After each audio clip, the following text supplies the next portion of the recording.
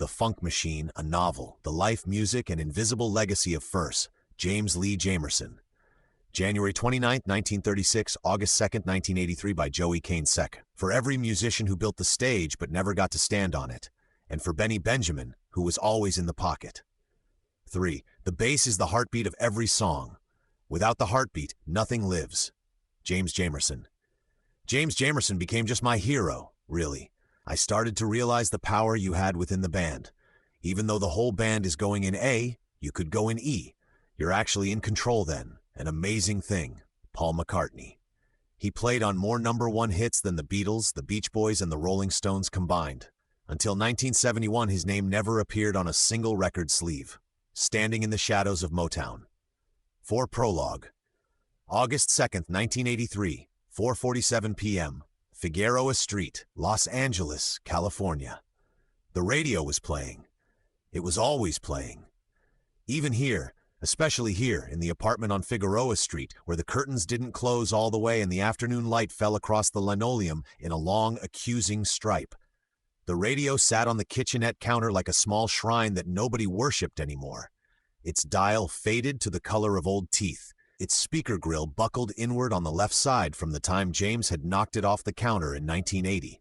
Or 79. He couldn't always remember which year it was anymore. The years had developed a habit of moving on him, sliding together at the edges like wet paper. What's Going On was playing. Marvin's voice, that particular Marvin voice, the one stripped of its commercial velvet, the one that sounded like a man telling the truth at 3 in the morning, when the politeness has 5 finally gone home, and beneath it, beneath everything, beneath the world itself, that bass line. That swirling, breathing, impossible bass line that coiled through the low frequencies like something alive, like something with a pulse and an opinion and a destination. It breathed in and out beneath the vocal the way the ocean breathes beneath a boat. Not pushing, not asserting, just holding everything up. James Lee Jamerson lay in the back bedroom of that apartment, age 47, and listened to himself play. His chest had felt like something was sitting on it for 3 weeks now. A weight that had moved in and not paid rent. The doctors at Cedars-Sinai, the ones he'd seen when he still had insurance, which he didn't, had used words like cirrhosis and cardiac complications, and had written things in folders he didn't ask to read. He'd thanked them. He'd taken the bus back to Figueroa Street and stopped at the liquor store on the corner and bought a bottle of Johnny Walker Black, because what else do you do when they tell you the body is finally done writing checks? The soul has been signing for 20 years. 6. The bass line moved through the apartment, around the water-stained corners. Over the police report on the kitchen table, the report about his bass, his funk machine, stolen 3 weeks ago from the trunk of his car in the parking lot of a studio that no longer called him First. The police had been professional and unmoved and had filed it correctly and had not followed up. Because stolen musical instruments in Los Angeles were not a priority of the criminal justice system, not even when the instrument was a 1962 Fender Precision bass with the word funk carved in blue paint into the heel of the neck. Not even when that instrument had played on 23 Billboard #1 hits. Not even when that instrument was the actual voice of the man who had built the Motown sound from the basement up. Not even then. James's right hand rested on the sheet beside his hip. His right index finger, the one they called the hook, back when there were people calling it things, moved imperceptibly, a ghost of a groove. The muscle memory of 2 decades of sessions firing without his permission. 7. The body playing along even as everything else was shutting down. He was playing the bass line to What's Going On a bedsheet, silently, perfectly. The song was 3 minutes and 53 seconds long. He stayed still for all of it. The bass line swelled in the other room. His finger followed it home. James Lee Jamerson closed his eyes. He did not open them again. The radio played on for another 4 hours before Dorothy came to check on him. She was his neighbor, a woman of 62 named Dorothy Simmons, who had brought him soup the week before when he couldn't get to the store, who had a key he'd pressed into her hand one afternoon with the particular deliberateness of a man who knew something she didn't. She knocked twice, then again, then she used the key. 8 she found him the way the light found him every afternoon. Lying still, the curtains doing their inadequate best, the linoleum holding the stripe of gold it had been holding all day. The radio was playing a different song by then. Someone else's groove. Someone else's floor. But for 3 minutes and 53 seconds that afternoon, before the world continued without him, James Jamerson had lain in a back bedroom in Los Angeles and heard himself play and known, even then, even at the end, even with the body failing and the instrument gone and the telephone silent, that what came out of that speaker was the most beautiful thing he had ever done. He just wished someone had told him while he was alive to hear it. 9 Part 1. Deep River, South Carolina and Detroit, 1936 to 1959. 10 Chapter 1, The Floor the Lord Stands On. January 29, 1936, dawn, Edisto Island, South Carolina. The island was its own country, and it knew it. Edisto Island sat off the South Carolina coast the way a deacon sits in the back pew, present, watchful, separate from the commotion at the front. It was connected to the mainland by a single 2-lane road that flooded in heavy rain and sometimes, in the worst of hurricane season, disappeared entirely under the surge from the North Edisto River, which was itself less a river than an ongoing argument between the land and the sea about where one ended and the other had any business beginning. The live oaks wore their beards of Spanish moss the way old men wear grief, fully and without apology. The marsh grass went gold in November and silver in August, and the tidal creeks moved with the particular unhurried certainty of things that have been doing what they do since before anyone was watching.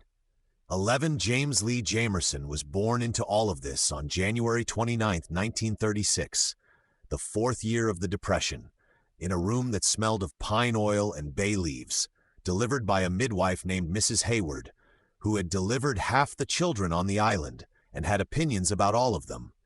He was born the 4th year of the Depression and the 3rd year of his grandmother Estella's residence on Tarpon Road, and nobody in the family marked these coincidences, because nobody on Edisto Island particularly believed in coincidences. Things happened when they were meant to happen. The Lord ran his own schedule. The Jamersons were Gullah people, which meant they were descended from the West Africans, brought to the Sea Islands 3 centuries before, for the specific and terrible reason that their knowledge of rice cultivation in coastal wetlands made them more valuable than other enslaved people in the calculation of men who calculated human beings in terms of value. Their ancestors had built this economy from the ground up, and the economy had consumed them whole. And what remained, after emancipation, after Reconstruction, after the slow bureaucratic 12 withdrawal of every promise that emancipation had implied, was a culture so particular, so dense with its own history and language and spiritual practice, that even the white people who drove over the causeway for oysters and shrimp seemed to feel, crossing from mainland to island, that they were entering something sovereign, something old, something that had decided some time ago to survive. Young James came into that sovereignty screaming, which Mrs. Hayward took Estella Grace Jamerson, 61 years old, built like a woman who had decided somewhere in her 40s that she was done being small about anything, had come to Edisto from Beaufort after her husband Robert died, and had set up her household on Tarpon Road, with the organized finality of someone closing one chapter and opening the next without drama. She had her garden, she had her church, she had her upright piano, which had come down from First Gullah Baptist, when that church acquired a newer instrument, transported by 3 men and a 13 borrowed truck, and placed against the wall of the sitting room, where it immediately became the most important object in the house. The piano was where everything started. Estella played it every morning before the heat settled in. Hymns mostly, gospel standards that had been moving through the black church since before the Civil War, carrying within their structures a coded theology of survival. Deep River, Swing Low, Sweet Chariot, I'll Fly Away. She played them with a left hand that walked, a rolling bass pattern, root on the 1, fill on the 3, always moving, always purposeful, and a right hand that decorated. Together, the 2 hands made an architecture. The left hand was the foundation, the right hand was everything built on top. Young James heard this before he heard anything else. He heard it in the womb, some people said later, which was not scientifically impossible, and which Estella herself believed with the serene certainty of a woman who did not require science to confirm what she already knew. He certainly 14 heard it in his first weeks of life, placed in the old wooden cradle near the piano while Estella played her morning worship, his small face turned toward the sound the way plants turn toward light, not choosing, not deciding, simply orienting toward the thing the body knows it needs. What young James heard, and what set him apart from everything that came before and most of everything that came after, was the left hand. Not the melody, the bass. He tracked it the way a hunting dog tracks a scent. Absolutely, without distraction, with his whole being organized around the task. When Estella's right hand embroidered the melody with its flourishes and variations, the baby James was not listening to the flowers. He was listening to the ground they grew in. He was 10 years old when the bicycle accident happened, and he had been waiting for that bicycle his entire conscious life. 15, it belonged to a cousin named Curtis who had gone north to Baltimore for work and left the bike behind in the lean-to beside the Jamerson house with instructions that James could borrow it as long as he didn't break it. Instructions which suggested Curtis had not spent much time around 10-year-old boys. The bicycle was too big, a 26-inch frame that put the seat a good 4 inches above where James's feet needed to be. But James had been borrowing things that were too big his whole life, from shoes to hand-me-down pants to the upright bass he would one day appropriate from a school orchestra room in Detroit.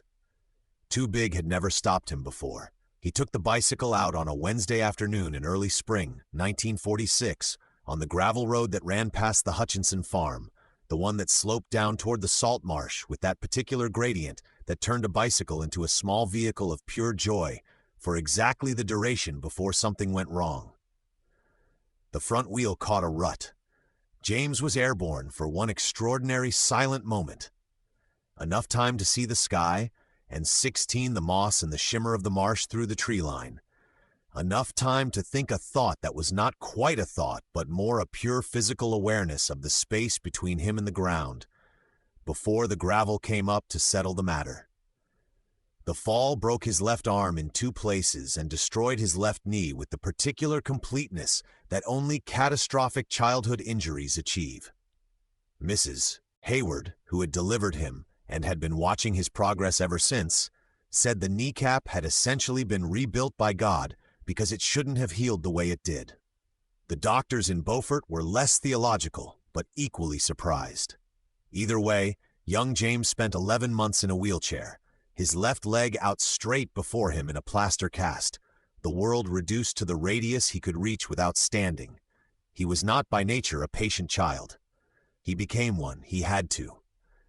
Patience was the only currency the wheelchair accepted. 17, he sat in the doorway of the Tarpon Road house.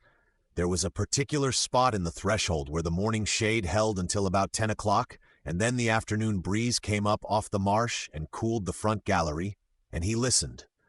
Not just to Estella's piano, though that too. He listened to everything. The tide coming in and going out on its 12-hour schedule, the blue herons calling across the marsh, the particular sound of the wind in different species of trees. The live oak made one sound, the palmetto made another, the slash pine at the edge of the Hutchinson property made a third. He cataloged them without knowing he was cataloging them, the way a child catalogs language before he knows he is learning to speak. He listened to the rhythm of the island, to its time signature. And beneath the island's time signature, beneath the tide and the herons and the wind in the trees, he heard the thing he'd always heard in Estella's piano, the bass, the low note, the floor. When they finally put him on his feet again 11 months after the fall, his left leg came 18 down slightly wrong, slightly off the rhythm, generating a permanent lilt in his walk that his classmates would eventually tease him for, and that would later, in the clubs of Detroit, become a kind of signature. James Jamerson walked to his own time signature, slightly behind the beat, in the pocket. He limped into the sitting room on his first ambulatory day and put his hand flat on the side of Estella's piano while she played. The vibration of the bass notes came up through his palm like a pulse. "You feel that?" Estella said without stopping playing. "Yes, ma'am." That low note right there, that's the floor the Lord's standing on. Everything else, the melody, the voices, the hallelujah, that's decoration. Beautiful decoration, but it's all built on that floor. She played through a chord change without pausing. What happened to the floor, Chile? Everything fall, James said. 19, every single time. She turned and looked at him for a moment, her grandson thin and lopsided and completely certain of something she couldn't name. You gon' be okay? It was not a question. He learned the piano from Estella over the next 2 years, sat beside her on the bench and absorbed by proximity, the way music is best learned. She taught him hymns first, then spirituals, then the blues that she would not call blues, but which were blues in their bones regardless of what she called them.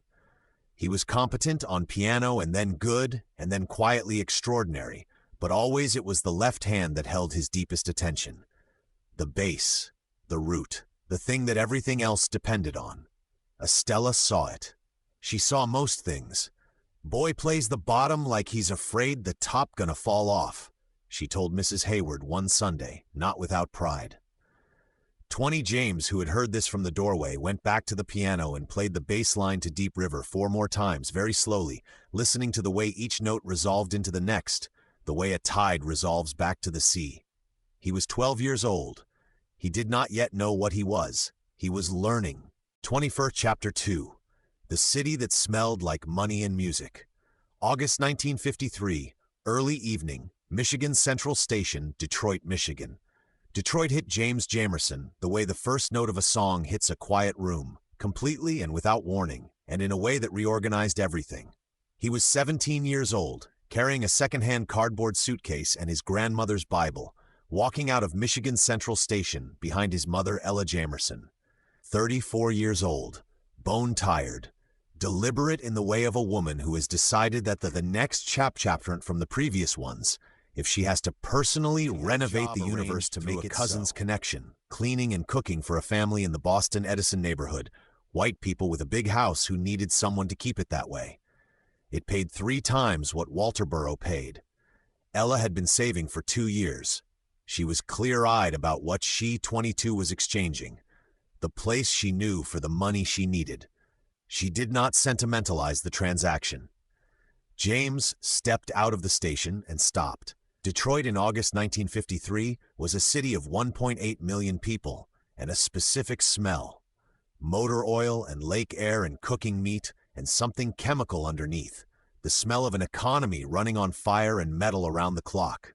The automobile plants never fully stopped, 3 shifts, 6 days, and on the 7th day the foremen rested while the assembly lines did not. The whole city ran on that schedule, a relentless industrial metabolism that generated, as a byproduct, enough money to fund a black middle class unlike anything James had seen in South Carolina. Auto workers who owned their houses, who sent their children to Northwestern and Cass Tech, who bought records and went to clubs and had opinions about jazz that they were prepared to defend at length on any given Tuesday night. The sound of it, streetcars on Woodward Avenue, factory whistles at shift change, car 23 horns and church bells, and the particular urban murmur of a million daily transactions. And threading through all of it, if you were listening, and James was always listening, from open windows, from passing cars with their windows down, from bars that weren't open yet but whose jukeboxes were warming up, the bass notes bleeding through the walls into the street. James. His mother had stopped on the sidewalk 20 feet ahead. "We got to move, baby. It's a long walk to the bus." James picked up his suitcase. He followed her. But his head was tilted the way it always tilted when he was tracking something with his ears, the particular angle that Estella recognized, and Ella had learned to either encourage or gently redirect depending on the circumstances. He was hearing the city's bass line. Detroit had one. Every city did if you listened below the surface noise. But Detroit's was different, deeper, more insistent, built on the rhythm of assembly lines and church choirs and the particular urgency of 100,000 people who had come from the South looking for 24-something better and were determined to find it or build it themselves. It was not a gentle bass line. It was not decorative. It was load-bearing. James Jamerson heard it and felt for the first time since Estella's sitting room on Edisto Island, like he was in the right place. The room Ella rented on Rickton Street was small in the way that honest rooms are small, without pretense, offering what it offered and nothing more. A bed, a dresser with a warped drawer, a window that looked out on an alley where a man ran a numbers operation from a folding table on weekday afternoons. James slept on a cot near the door. He did not mind the cot. He lay awake listening to the city. Through the wall of the adjacent apartment, a radio playing the late jazz program from WCHB, trumpet, piano, and under everything, always under everything, the walking bass of an upright, moving through chord changes with the purposeful ease of someone who knows exactly 25 where they're going and is in no particular hurry to get there. James tracked it with one finger on the mattress. "James," his mother's voice from the dark, "it's past midnight. You hear the bass in that radio?" "I hear a radio I'd like to stop hearing." The way it moves through the changes, it's not just holding down the bottom, it's like it's having a conversation, with the trumpet, with the piano, like it's got something to say. A silence. The city outside doing its city things. "You can have that conversation in the morning," Ella said. Sleep. James lay in the dark with his finger still moving. He was learning the language. Detroit was a city that spoke in music, and he was going to be fluent before it knew he was there. 26. He enrolled at Western High School in September and found the orchestra room on a Thursday afternoon 3 weeks in, following a sound through a closed door the way you follow a smell to a kitchen, instinctively without thinking because the body knows before the mind does. The room was empty except for a stand-up upright bass in the corner, propped against the wall, with the casual abandonment of something very important left temporarily unattended. 6 feet of carved spruce and maple, the color of dark honey. The F-holes cut in that particular shape that has not changed in 400 years because the shape is right and nobody has improved on right. James crossed the room. He stood before the bass the way you stand before something that has been expecting you, without urgency, without performance, with the simple recognition of arrival. He reached out and touched the scroll at the top of the neck. The wood was cool and smooth, worn to a particular warmth at the neck joint from 27 years of someone else's hands. He found the E string. He wrapped his fingers around it. He plucked. The note that came back was the lowest, roundest, warmest thing he had ever heard. It came from below the floor, from the earth itself. It filled the room and held in the air for a long, declining moment before it finally let go. James stood very still while it died. Then he plucked the E string again. He was still playing when Mrs. Dorothy Warren, the school's music teacher, pushed the door open 40 minutes later. She was 41, dressed practically with the specific alertness of a woman who had spent 20 years listening to students play and had learned to tell in the first 8 bars whether the person holding the instrument had any business holding it. James was playing Deep River, Estella's hymn. He was playing it on an instrument he had never touched before today, with a technique he had not been taught, with an accuracy of harmonic movement that should not have been 28 possible from a standing start. The bass note moved with the quality of inevitability, arriving at each chord change from the direction it needed to come from, implying what was coming before it arrived. Mrs. Warren stood in the doorway for 3 full minutes. "You play?" she said. James didn't turn around. "I'm learning." "No." She stepped into the room. "You play. Who taught you?" "My grandmother. Piano." He turned now, holding the bass with the natural ease of someone who has been holding it much longer than today. "I never played bass before this afternoon." Mrs. Warren looked at him, then at the bass, then back at him. "Well," she said, "ain't that something?" She pulled up a chair, sat down, crossed her legs. "Play it again, from the top." 29. James played it again. 30 Chapter 3 Bluebird Inn, November 1955, 10:30 p.m. Bluebird Inn, Tireman Avenue, Detroit. The Bluebird Inn sat on Tireman Avenue in the Dexter-Linwood neighborhood. A low brick building with a neon sign missing 2 of its letters, so it read Blue Bar Inn, which somehow made it more honest seeming, as though the place had decided early on not to oversell itself. The parking lot was gravel. The interior was dark and close and smelled of spilled draft beer and Virginia Slims, and the particular compound scent of music lived in a room for decades. the sweat and the electricity, and something else, something below both, that had gotten into the wood itself and would not be washed out. James Jamerson was 19 years old when he first walked through the Bluebird's door, carrying a forged performance permit and an upright bass that extended above his head like a mast, and already knowing with the bone-level certainty that he'd had about a very few things in his life, that this was where he needed to be. 31, a musician named Walter Bailey, 53 years old drummer, had survived more Tuesday nights than James had had total, watched him set up from behind the kit. Walter had the specific watchfulness of a man who had seen everything and expected nothing, which gave him an unusual ability to be surprised. "How old are you, son?" 19. "That permit real?" James finished tuning the E-string. "Real enough to get me through your door," Walter studied. Something wrong with the left leg, a permanent hitch in his step, but he set up with a confidence that exceeded his years. The way he positioned his body beside the bass was not the position of a beginner. It was the position of someone who had made a decision a long time ago about his relationship to this instrument. "One song," Walter said. "You play one song and I hear what I need to hear. You play the set." 32. "Solid," James said. Walter looked at him.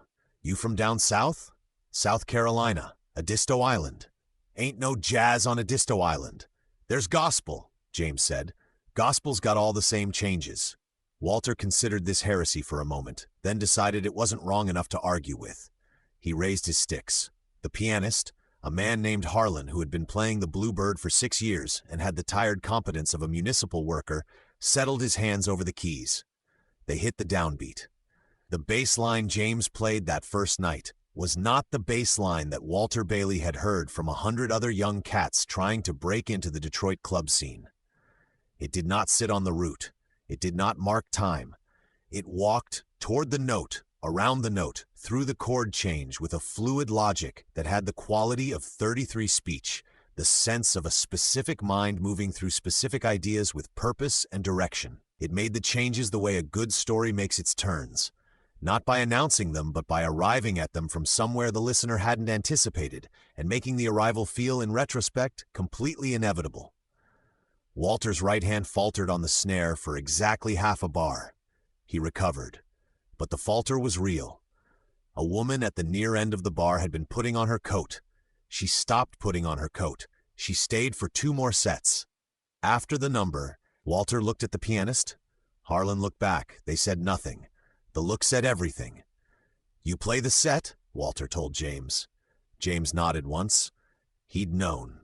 He played the Bluebird 4 nights a week for the next 2 years, learning the education that 34 no-university curriculum had yet figured out how to offer. The education of the working room, the 3-in-the-morning education, the education of playing for strangers who wanted to forget the week's work and maybe fall a little bit in love and were deeply uninterested in your personal artistic development. The Bluebird had its own hierarchy, its own customs, its own code. The musicians who played there were not the names on the Blue Note and Prestige records that the serious jazz listeners uptown collected. They were the working men, the journeymen, the session players, the cats who had learned their instruments at the feet of the legends, and were now paying rent by playing 5 nights a week in rooms like this one. But they were extraordinary. Detroit in the mid-1950s was a city of extraordinary musicians, most of them shaped by the same public school music programs that had given James his first access to an instrument, all of them formed by the particular pressure of a city where the plants ran 3 shifts and the music ran 4. Yusef Lateef came through in the fall of 1956, the saxophonist who was already reaching 35 toward a musical territory nobody had mapped yet, incorporating Eastern modalities into jazz years before it became fashionable. He played a week at the Bluebird, and James attended every night, standing at the back of the room with his arms folded and his eyes at half-mast in the posture that his bandmates would come to recognize as his deepest listening mode. After the last set of the residency, Lateef found him at the bar. "Where'd that understanding come from?" Lateef said. He was not a man who wasted time on preamble. "Nobody teaches that." "My grandmother's left hand," James said. Lateef considered this for a long moment. He ordered 2 drinks and set one in front of James without asking. "You know what you do that the other bass players don't?" "What's that?" "You play the silence, the space between the notes. Most cats, they fill up every available 36-inch. You leave room. The melody gets to breathe because of what you're playing around it. That ain't a technical thing. That's a philosophical thing." James drank his drink. "My grandmother told me the bass is the floor. Everything else is built on it." Latif nodded slowly, the way musicians nod when they hear something they already knew but hadn't heard, articulated that cleanly. "Your grandmother's a wise woman." "She's a gullah woman," James said. "Ain't all that different."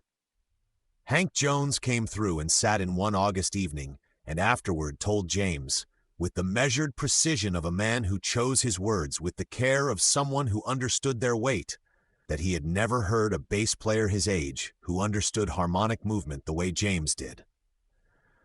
37, "You're not playing the chord," Jones said. "You're playing the implication of the chord, what the chord points toward. That's a jazz sensibility in a— How old are you?" 20. "That's a jazz sensibility in a 20-year-old who has no business playing that way yet. Where did you get that?" "I followed the feeling," James said. Jones looked at him with the expression of a man who has just heard something true said simply. "Keep following it," he said. "Don't let anybody talk you out of it." Nobody talked him out of it. He drove his upright bass around Detroit in a second-hand 1949 Plymouth Belvedere, the neck sticking out of the back window on the passenger side because the instrument was too tall to fit inside the car, no matter how they angled it. The image became a neighborhood landmark in the 38 Dexter Linwood and West Grand Boulevard corridors. The bass sticking out of the blue Plymouth, the big instrument riding shotgun with more dignity than most of the passengers James ever carried. People would see it in their rearview mirrors on Linwood or West Chicago Boulevard and tell each other, "Jamerson's coming through." There's gonna be music tonight. Earl Van Dyke was the first person who ever saw the arrangement and laughed. Earl was 24 years old, enormous in the specific way of men who have accepted their size completely. Not threatening, just occupying his full measure of space without apology. He played piano with hands that seemed to contain extra knuckles, large and improbably gentle, capable of a delicacy that startled people who were expecting something else based on the physical evidence. He had been playing the Club 3/6s on Dexter Avenue on the same nights James was playing the Bluebird, and their paths had crossed a half-dozen times at after-hours sessions, without either of them quite introducing themselves, in the manner of musicians who prefer to be introduced by the music first. 39. Earl flagged James down on Linwood one November night, leaning out of his own window at a red light, pointing at the bass sticking out of the Plymouth. "That thing got a name?" he shouted. "Not yet," James said. "It needs one," Earl said. "Everything that important needs a name." The light changed. They drove in the same direction for 6 blocks before James pulled over and got out. "Earl Van Dyke," Earl said, extending his hand. "James Jamerson." "I know who you are. You play the Bird on Tuesdays." "You know Walter?" "Everybody know Walter." Earl glanced at the bass. "You really don't name your instruments?" "I name the ones that matter." 40, that one matter. "Yeah," James agreed. "That one matter." They stood on Linwood Avenue in the November cold, 2 musicians in their 20s on a street full of people going home from the second shift, and shook hands.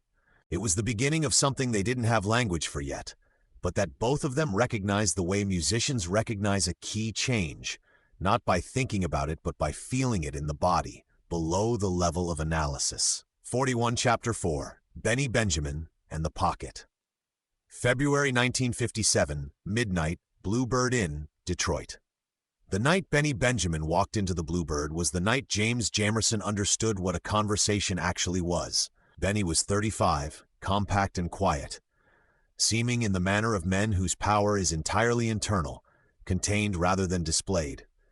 He had a face that looked like it had made a long peace with everything the world had shown it. Not hard, were ordinary hands.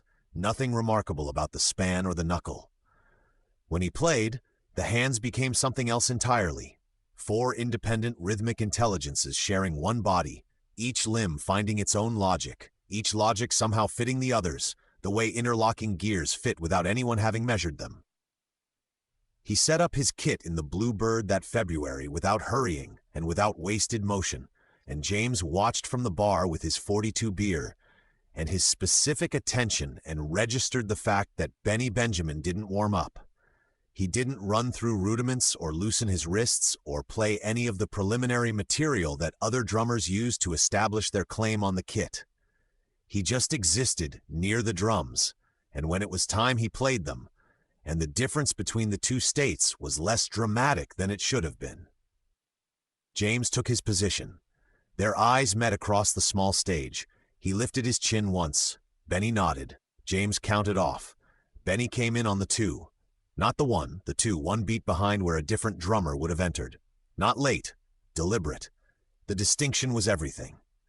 A pocket that deep had to be chosen consciously, had to be committed to at the moment of entry, and held without wavering for the duration of the song, because a pocket you fall into by accident is a pit, and a pocket you choose is a groove. And the difference is the difference between falling and dancing. 43 James did not fight it. He dropped into that pocket the way he had fallen from that bicycle on Edisto Island, completely without any option of reconsidering. The bass found its position just behind the kick drum, locked, and suddenly the two instruments were not two instruments. They were one musical event with two physical bodies. People at the bar stopped talking. A couple who had been on their way to the door stood where they were and did not move for 6 minutes. Walter Bailey, behind his kit in his usual position for the Tuesday set, had arrived planning to play drums. Instead, he got out of the way and let Benny play while he managed hi-hat and ride, and the decision cost him exactly nothing, because what was happening between Benny and the bass player from Edisto Island was worth more than anything Walter's drums could add to it. After the set, James and Benny ended up at the far end of the bar by the trajectory of the crowd moving between them and the door. The bartender set drinks in front of them without 44 being asked, which was the Bluebirds' version of a standing ovation. "You play changes," Benny said. He didn't make it a compliment or a question. He stated it as a piece of information that had just been confirmed. "I play what I hear." Same thing. Most bass players play what's on the paper. You play what's in the room. James drank. "You play late. Not slow, late. Like you're choosing the back of the beat on purpose." "That's where the music lives," Benny said. "Just behind the beat, in the pocket. Bodies want to move from back there, not from the top." "Show me." Benny looked at him with the expression of a man who has been asked to explain something that is, by nature, beyond explanation. "You asking me to teach you my heartbeat? I'm asking you to show me yours so I can find my own." 45 Benny was quiet for a long moment. He finished his drink. He set the glass down with care. "Buy me another one first," he said. "Then we'll go back there and you can play me something and I'll show you what I mean." James bought the drink. They went back to the stage. And what happened in the next 40 minutes was not teaching and was not learning. It was the more specific thing that happens when two musicians find each other's rhythmic language and realize they've been speaking the same dialect all along without knowing the other person existed. Benny was 15 years older than James. He had lived through things. A marriage that had not survived the gig life, a gambling problem that he managed with varying degrees of success, a heart murmur the doctor at Henry Ford Hospital had found in 1954, and about which Benny had developed the specific philosophy that the doctor was probably wrong. He played with the weight of a man who had resolved most of his questions about the world and found the resolutions livable. 46 James was 21, running on pure instinct and ambition, and the bass line his grandmother had put in his body before he had language for it. Between them was everything music needed to be. Robert White came to James through Benny, the way most things in that period came to James through Benny. A friend of a friend, a musician's recommendation passed down the informal chain of the Detroit club circuit. Robert was 23, a guitarist from River Rouge, who played with a quiet precision that was the opposite of flashy and twice as effective. He had a way of comping chords, setting them up beneath the melody like chairs set out for guests, that created exactly the harmonic framework James's bass lines needed to move through. They fit each other the way a key fits a lock, though neither of them would have put it that way. They would have said, "That cat knows how to stay out of the way," which in the language of musicians was the highest possible compliment. Robert was from River Rouge, which was a different city from Detroit in the way that a suburb is a different city, legally distinct, emotionally continuous. He had grown up in a household where his father worked at the Ford Rouge plant and his mother played guitar at their Holiness Church on Sunday mornings, and the combination had given him a particular relationship to the instrument. He treated it as both craft and prayer, a tool for the daily bread and a vehicle for the deeper thing. He did not waste notes. He did not show off. He played exactly what the song needed and exactly nothing else. And what the song needed he identified with an accuracy that James recognized as a form of genius, even though Robert would have rejected the word. "I just listen," Robert told James once, when James had tried to articulate what made his guitar playing different from everyone else's. They were eating fried perch at a place on Verner that stayed open until 2 in the morning for the benefit of the musicians who needed to eat after their sets. "I listen to what everybody else is playing and I fill in what's missing. Simple." "Ain't nothing simple about it," James said. 48? "Then it's simple for me," Robert said. "Everybody's got their one simple thing. That's mine." James thought about Estella's left hand, about the floor. "Yeah," he said, "I know what you mean." They ate their fish in the 2 in the morning quiet of Verner Highway and said nothing else about music for the rest of the meal, which was itself a form of conversation. 49, Chapter 5, Berry Gordy's 3 Tuesdays, March 1959, 11:45 p.m., Bluebird Inn, then Hitsville, USA. Detroit Berry Gordy sat in the back of the Bluebird for 3 consecutive Tuesdays before he introduced himself. This was how he worked. He didn't move until he was certain. He sat in the room that smelled of beer and cigarettes, and the residue of 20 years of music lived in close quarters, and he nursed the same drink for 3 hours, and he watched. Not the whole band. James. Only James. The way James's right hand moved through the strings. The way his body organized itself around the instrument. The way the room changed when he was playing. The specific change in density that music makes in a room when it is being played by someone who is not performing but speaking. Gordy understood the difference between performing and speaking. It was the difference 50 between product that sold and product that lasted, and he was in the business of making things that lasted, even when he said he was in the business of moving units. The tension between those two things would define him for the rest of his career. But in the back of the Bluebird on a Tuesday night in March 1959, watching James Jamerson play, the tension resolved itself cleanly. This was the sound he needed. The last set on the third Tuesday, he made his way backstage, a narrow corridor beside the kitchen that smelled of industrial cleaning fluid and last week's catfish, and found James breaking down his setup. "Berry Gordy," he extended his hand. "I'm starting a record company." James looked at him without stopping what he was doing. He had heard this line before in various configurations from various men who were going to start a record company and occasionally did. "James Jamerson," he said. "I'm a bass player. 51, I know what you are." Gordy had the manner of a man who said what he meant without apology for either the saying or the meaning. 3 Tuesdays I've been in here watching you work." James did stop then. He looked at Gordy with a more specific attention. 3 Tuesdays. First Tuesday I thought maybe you were having a good night. Second Tuesday I thought maybe it was the room. Third Tuesday I figured out it was you." James finished packing his bass. "What's the company called?" "Motown, the Motortown Sound. Music for this city, for the people who built the cars that built Detroit and the people who clean the houses of the people who built the cars.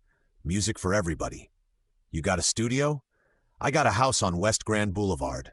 The studio's in the basement. It ain't finished yet." A pause. "It'll be finished."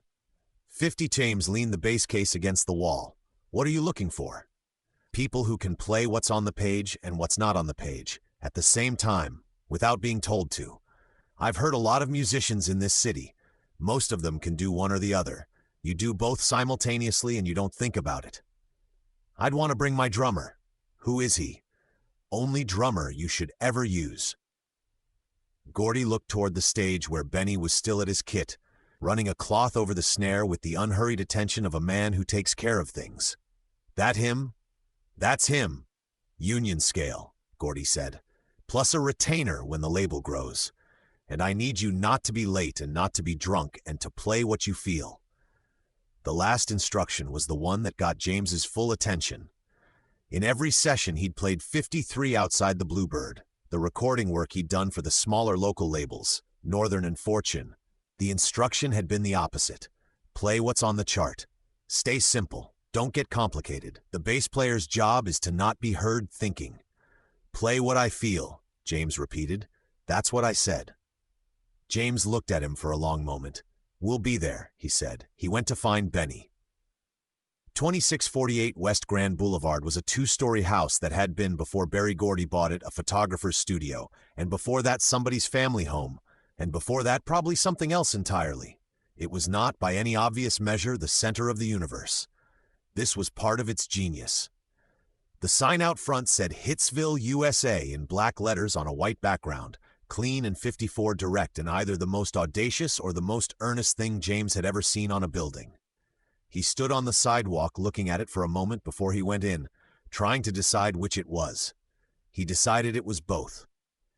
Inside, a house that had been converted to a business, with the resourcefulness of people who didn't have the money for the purpose-built version, but had something better than money, which was certainty. A reception area, a kitchen, bedrooms that had become offices, and down the stairs to the basement, Studio A. Studio A would become famous. It would become a landmark. Musicians from around the world would eventually come to stand in it, with the reverent attention of pilgrims at a holy site, would stand in the specific spot where the bass player used to stand and try to feel what had been made there. None of that was visible on the morning James and Benny descended the stairs for the first time. What was visible? Low ceiling, concrete walls, acoustic tile applied to some surfaces and 55 not others, in a pattern that had probably made sense to the person who applied it. A recording console that looked like it had been assembled from parts of 3 different consoles which it had, a couple of microphone stands, a piano in the corner where Earl Van Dyke was already seated, running his huge hands through something private in a minor key. James looked at Earl. Earl raised his chin in greeting. "You here too?" James said. "Barry called me last week. He say why? Said he needed the best piano player in Detroit." Earl smiled, the small smile of a man who is aware of his own quality but not vain about it. "I told him that was a long list. He said start at the top." Smokey Robinson was there, 20 years old, slim and luminous, with the quality of someone lit from within by a light source the rest of the room could not locate. He had the Miracles with him. 4 other young people, 56, trying to perform the confidence they didn't quite have yet. They were from Motown's first signing class, assembled by Gordy with the eye of a man who understood the difference between talent and marketability, and had decided, perhaps correctly, that the right combination of both was what would get them all paid. James set up his bass. He looked around at the room. He felt, with sudden and complete certainty, like he was home. Not Edisto Island home, not Rickton Street in Detroit home. Something more specific, the home that is not a place but a situation. The right room with the right people and the right instrument in his hands and the right instruction ringing in his ears. Play what you feel. Gordy came down the stairs and clapped his hands once, the sound of an engine being started. "Okay, we're cutting got a job today, then 2 more by 6 o'clock. Smokey's got the chord sheets." He looked at James and Benny. "You 2 are the engine. The engine has to be right. 57 everything else I can fix in the room or in the mix. The engine, I can't fix that. Understood?" James said. "Good. Don't be late. Don't be drunk. Play what you feel." He went back upstairs. The musicians looked at each other. "Man said play what you feel," Benny said quietly from behind his kit. "Man said play what you feel," James confirmed. He picked up his bass. He plugged into the board. The snake pit opened for business. 58 Chapter 6, The Funk Machine. Spring 1961, 9:15 a.m., Studio A, Hitsville, USA, Detroit. Horace Ruth set the Fender Precision bass on the work table in Studio A with the casualness of a man delivering a piece of furniture, which was, James thought, exactly the wrong way to introduce this particular instrument to this particular room. "Barry wants us trying electric bass on the new sessions," Ruth said. He was a production coordinator, efficient and slightly unimaginative in the way that made him excellent at his job. Louder, more consistent output, no microphone placement issues. Plugs straight into the board. James stood back from the Fender and studied it. He studied things before he touched them. This was a quality that musicians who played with him learned early, that he had a way of knowing what an instrument would do before he picked it up, arrived at through some process 59 of remote observation that he could not have explained and didn't try to. The Fender Precision was a relatively new instrument. Leo Fender had introduced it in 1951, designing it to solve the logistical problems of the upright: the weight, the size, the microphone dependency, the vulnerability of gut strings to humidity. It was designed for precision, as the name said, for a kind of controlled and measurable performance. It was, in other words, designed for everything that was not James Jamerson. He picked it up. It was lighter than his bass by about 12 pounds. The neck was shorter. The strings were steel flatwounds, smooth-surfaced, designed for the kind of muted, thumpy sound that distinguished electric bass from the clangorous brightness of a guitar. He plugged into the DI box, the direct input that ran the signal straight to the console without a microphone or amplifier in the chain, and played a scale. The sound that came back from the monitors was clean and present, and had a warmth 60 he hadn't anticipated. More capable of surviving a dense arrangement without being pushed to a volume that would bleed into the other tracks. He played the scale again, then a walking line through a simple chord progression. He played it a third time. Then he reached into his bag and took out a strip of foam rubber he'd cut from an old cushion.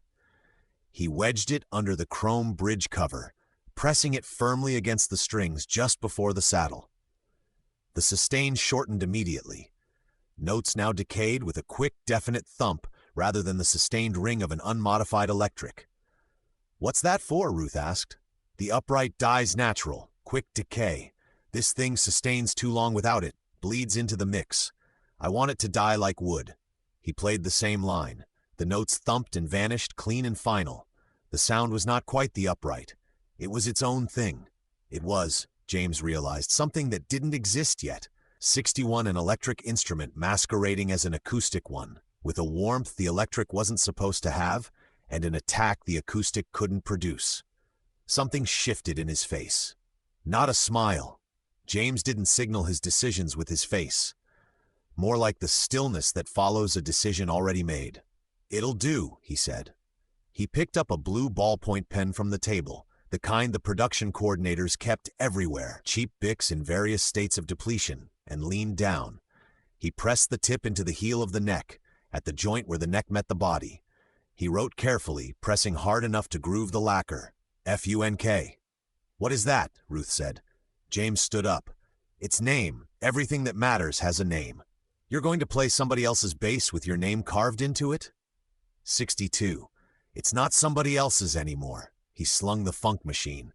Let it find its position against his body. Different from the upright, different balance, different center of gravity. His right hand settled over the chrome pickup cover. 3 fingers braced on the chrome.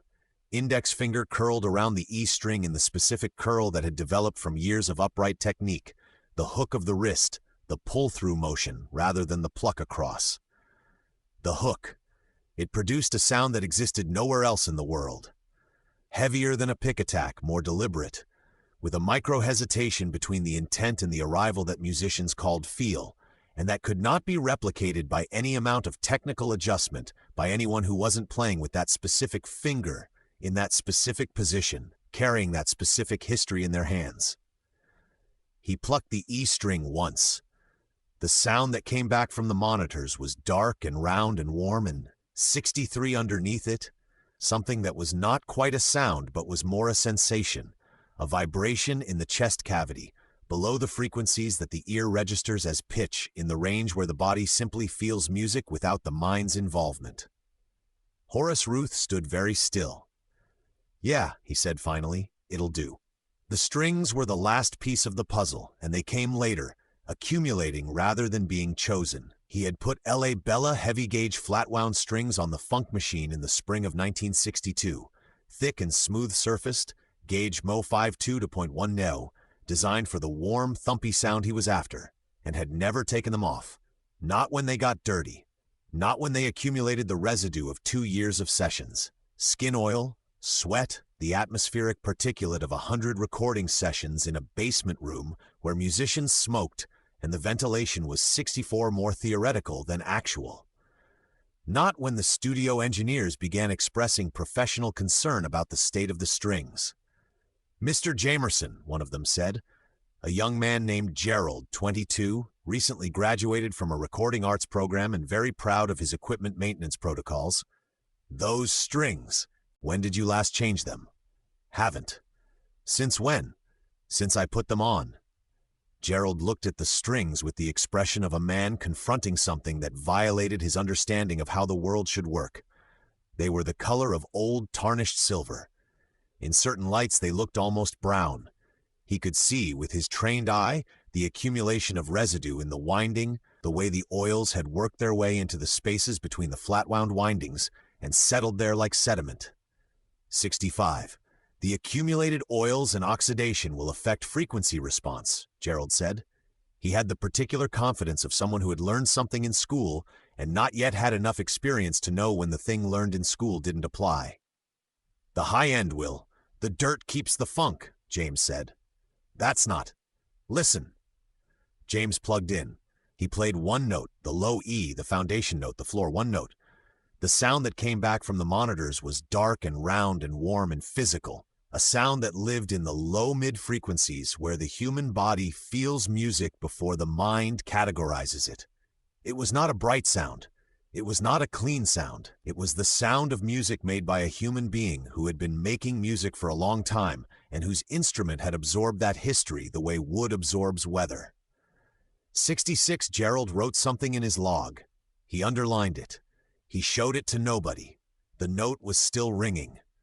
What Gerald did not know, what no one would articulate clearly for another 20 years when physicists and acoustic engineers began studying the recordings seriously, was that James was right about the physics. The accumulation of residue on the strings was not negligent maintenance. It was a deliberate, precise acoustic strategy.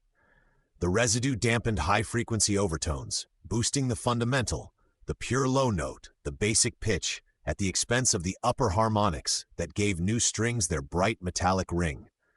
The resulting tone was dark and warm and physical. It sat in exactly the frequency range where the Motown mixes needed the bass to sit, below the horn section, below the strings, below the voices, providing a foundation so solid that the listener felt it as a physical fact rather than heard it as an instrument. The dirt kept the funk. He was not being poetic. He was being a physicist. 67. Chapter 7. Please, Mr. Postman, The Thing About Gladys Horton, November 1961, 2:30 p.m., Studio A. Hitsville, USA. Detroit, the Marvelettes were 5 girls from Inkster, Michigan, and the youngest of them had just turned 17, and they had arrived at Hitsville in a state of collective terror, so well maintained that only someone paying close attention could see it.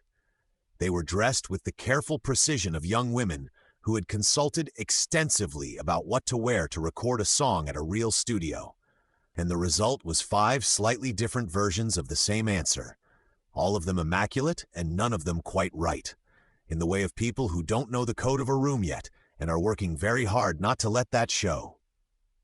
Gladys Horton was the lead singer. 17 years old, round-faced, with eyes that carried something more complicated than her age suggested. The particular complexity of a girl who had learned early to feel things all the way 68 through and hadn't yet learned to manage that quality for public consumption. She stepped to the microphone with the posture of someone bracing for something, and James, watching from behind the glass, registered this before he registered anything musical.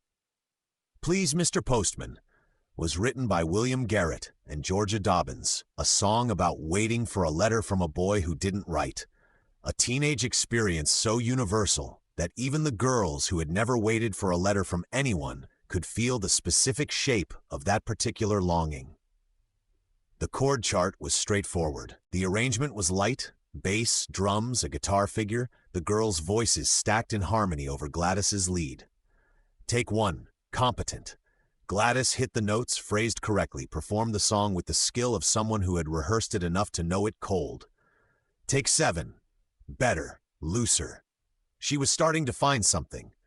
Take 14, something shifted. 60 Names saw it happen the way he always saw the moment when a vocalist stopped performing and started feeling a quality change in the body, in the posture, in the specific way a person holds themselves when they are no longer managing something but living inside it.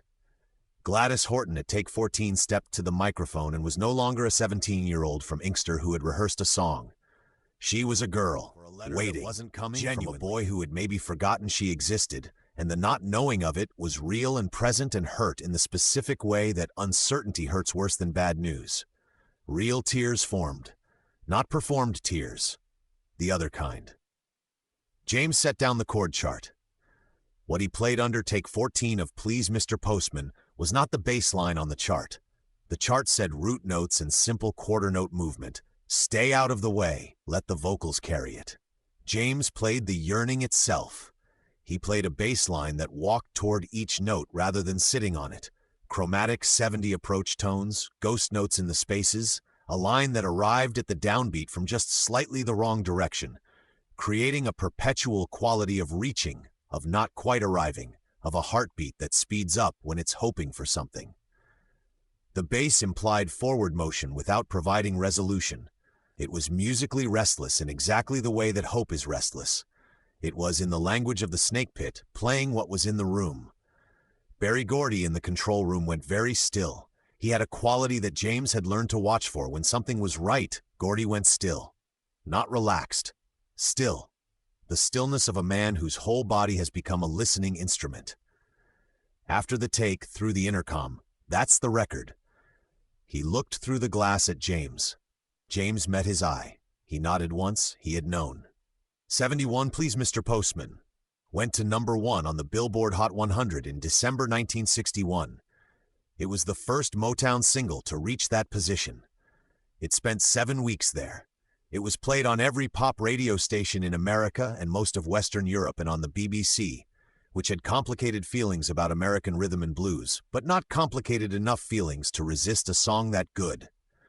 James Jamerson's name did not appear anywhere on the record. He was paid union scale for the session. He went home.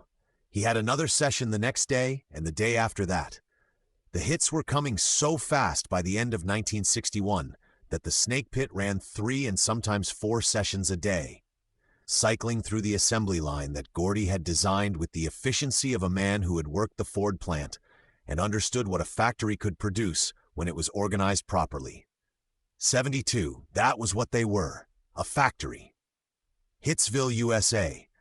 Gordy had named it himself, with his talent for the slogan that was also a declaration. The music went in as raw material and came out as product. Recorded, mixed, mastered, pressed, shipped to radio stations across the country, with the methodical regularity of any other manufactured good. The session musicians were the workers. They were well-compensated workers. Gordy paid union scale and then some, and by 1962, James's weekly retainer had reached a level that put him solidly in Detroit's black middle class, that paid for the house he was saving toward on the Northwest Side, that bought the Plymouth on which the funk machine rode with its neck out the window. But workers' names did not go on the product. That was not how factories worked. James understood this. He had signed the contract. He had accepted the terms. And for a long time, longer than most people could have managed, he told himself it was a fair trade. He told himself this while he listened to his bass lines on the radio, while he heard his work 73 coming out of jukeboxes in restaurants he ate in and bars he drank in and through the open windows of houses he drove past. While strangers danced to music he had made without knowing he had made it. He told himself it was a fair trade. He was very good at telling himself things.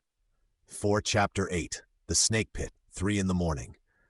Early 1962, 3:15 a.m., Hitsville, USA Kitchen, Detroit.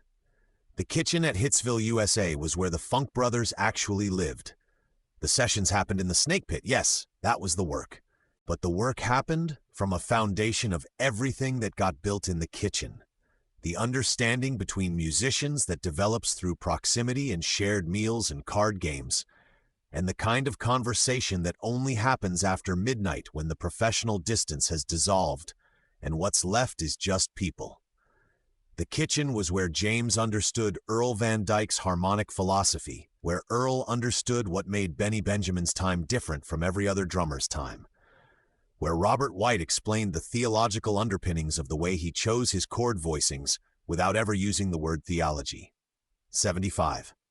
They were, by early 1962, a unit. A specific and unrepeatable combination of musicians whose individual gifts were extraordinary, and whose collective gift was something beyond the sum of those gifts. The emergent property that happens when the right people find each other's musical language and stop having to translate.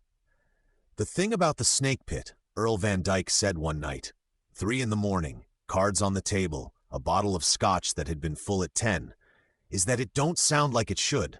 That basement should sound like a basement. Concrete walls, low ceiling, no isolation. It should sound dead, or worse, it should sound like a bathroom. But it don't. It sounds alive, Robert White said. It sounds like it's got a point of view, James said. That's Barry, Earl said. Barry put something in that room, and I don't know if it was the way he placed the mics or the angle of the console, or just the fact that he wanted it so bad that the room caught it. But something's in that room that ain't in other rooms. 76, it's us, Benny said. Benny was at the far end of the table, cards held close, face expressing exactly nothing. This was his default face. Say again? Earl asked. The sound of the room is us. The room sounds like it does because we're in it. 4, 5 specific people who play the way we play together, in a room with that particular shape and those particular walls. You put different people in that room, it sounds like a basement. A silence. The kind of silence that settles when someone has said something that takes a moment to fully arrive.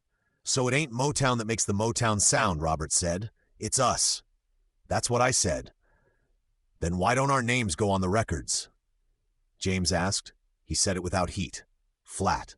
A genuine question. 77, another silence. This one was different, denser, carrying a weight that all 4 of them felt. Because then they'd have to explain us, Earl said finally. They can't put our names on the records without explaining what we are to the music. And if they explain what we are to the music, they have to admit that the music ain't primarily Smokey Robinson or the Temptations or whoever's name is on the front. The music is us. And that's a business problem. How is the truth a business problem? Robert asked. Son, Earl said with the patience of a large man who has thought about a thing for a long time. The truth has always been a business problem. James looked at his cards. He put down a 3 of diamonds and took 2 from the deck. Barry told me to play what I feel, he said. He said that on the first day. Play what you feel. And you do, Benny said. 78. And I do. And what I feel goes on every record, and the record gets played everywhere, and my name goes on nothing. That's the deal, Earl said. I know it's the deal. I signed it. James drank. I'm just asking out loud whether it's a fair one. Nobody answered for a long time. Robert White, who was the quietest of them, and the one who chose his words with the most care, said, the music knows, even if the business don't. The music don't write checks, James said. Robert agreed, but it don't lie either. They played cards until 4 a.m. Through the floor above them, the Snake Pit was dark and empty, and the equipment sat in its positions, and the particular warmth of everything made there that day had not fully dissipated yet from the air. In 12 hours, they would be back down there making more of it. It was, James thought, as close to a perfect life as he was likely to get. He should have been happier in September of 1961, 12 years old, led by his mother, and a fierce certainty about his own gifts. That was not arrogance. Arrogance requires ignorance of the limits, and Stevie Wonder, even at 12, had no illusions about what he could and couldn't do. He simply knew what he could do very well and proceeded on that basis. He could do everything. He sat down at the piano in the Snake Pit and played runs that made Earl Van Dyke raise his eyebrows in the specific way that Earl's eyebrows had of signaling genuine surprise. He picked up a harmonica and played a blues solo that had 3 of the session musicians in the room looking at each other with the expression of people who have just witnessed something outside the anticipated range.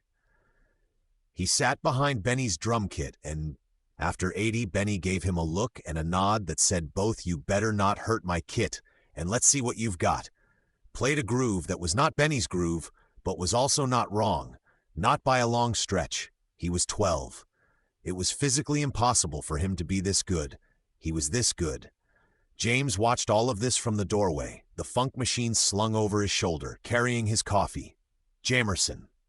The boy's voice, coming from behind the drum kit, the dark glasses turning in his direction with the precise accuracy of someone who locates people by sound. "I know you're playing. I heard 'Please Mr. Postman' on the radio." "That's so." "The way your bass moves around the melody, it don't follow it. It argues with it. Real gently, like it agrees but it's got something to add." James looked at the 12-year-old behind Benny's drum kit. 81. "You hear all that?" "I hear everything." No apology in it. No performance. Just a statement of condition. "I'm trying to figure out how to do that on piano. How to make the left hand argue without fighting." "That's your whole question right there," James said. "The bass ain't fighting the melody. It's in conversation with it. Fighting means somebody's got to win. Conversation means everybody comes out with something they didn't have before." Stevie was quiet for a moment. He was the kind of quiet that is actually intense processing. "Show me," he said. James picked up the funk machine. He played the bass line to "Please Mr. Postman," slowly so the architecture of it was visible, the way the chromatic approaches worked, the way the line breathed around the melody rather than beneath it. Stevie moved to the piano. He started working out the equivalent on the keyboard. 20 seconds. 30. He had it. Not perfectly, 82 not the same, but the principle of it, the shape of the conversation. "Got it," he said. James stared at him. "What?" Stevie said. "You're 12 years old." "Almost 13. The confidence, zero arrogance. What else you got?" Enormous 83 Chapter 9. My Girl, What Sunlight Does. October 1964, 1 p.m. Studio A, Hitsville, USA, Detroit. Smokey Robinson brought My Girl to the arrangement session on a Tuesday, playing it through on the upright piano with Ronald White standing beside him, and the Temptations arranged on folding chairs along the studio wall, with the collective posture of men who understood they were about to record something important and were trying not to let the understanding make them stiff. David Ruffin stood apart from the other Temptations, the way lead singers always stood apart. Not from ego, or not entirely from ego, but because the instrument he carried was in his voice, and his voice needed room. He was 23 years old and had a voice that contained more human experience than a person 23 years old should reasonably have accumulated. When he sang, it sounded like he had lived it. Whatever it was, the happiness, the grief, the love, the anger, he'd lived it, and he was 84 telling you about it, and there was no performance involved, only testimony. James stood at the side of the room with the funk machine and his coffee. He was not watching Smokey. He was listening to the space around the melody. The song was simple, luminously, devastatingly simple. The kind of simplicity that looks obvious until you try to replicate it and discover that obvious-looking simplicity is the hardest thing in music to achieve. It was a song about a man describing why the sun shines even on cloudy days, and the answer being the woman he loves. And the only new thing about that premise was that it had been said this well with this melody, in this particular arrangement of syllables. Smokey finished the rundown. Opens with guitar. Robert, you've got the figure. 4 ascending notes, simple, clean, like a question. Smokey tapped the piano keys. Then the bass comes in. I want it to feel like walking out into sunlight after being inside all day. 85, James looked up from his coffee. Sunlight don't stand still, he said. Smokey paused. Say again? Sunlight moves, changes angle all day long. Never the same twice. If you want the bass to feel like sunlight, it can't just sit there. It's got to move the way light moves. Always arriving from somewhere slightly new. Smokey stared at him for a moment. Then, show me what you mean. James put down his coffee. He picked up the funk machine. He played, not the chord chart, not the obvious bass line, but the feeling Smokey had described, translated into the language of the instrument. The bass line moved through the key the way water moves downhill. Not pushing, not aggressive, just always finding the angle that goes where it needs to go. Chromatic passing tones. Open string pivots that created a breathing quality, a sense of something inhaling and exhaling. Syncopated arrivals at the downbeat that created the sensation of anticipation before 86 resolution, the specific physical quality of something good about to happen. Smokey listened.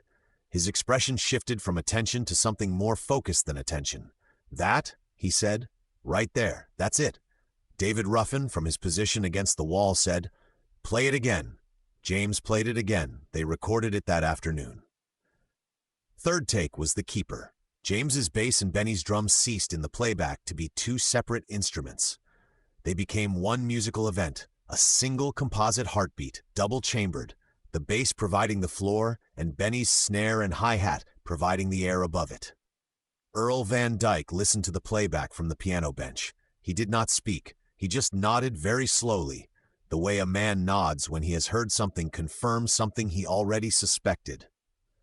Robert White afterward, in the kitchen, 87. "That bass line is the song, you know.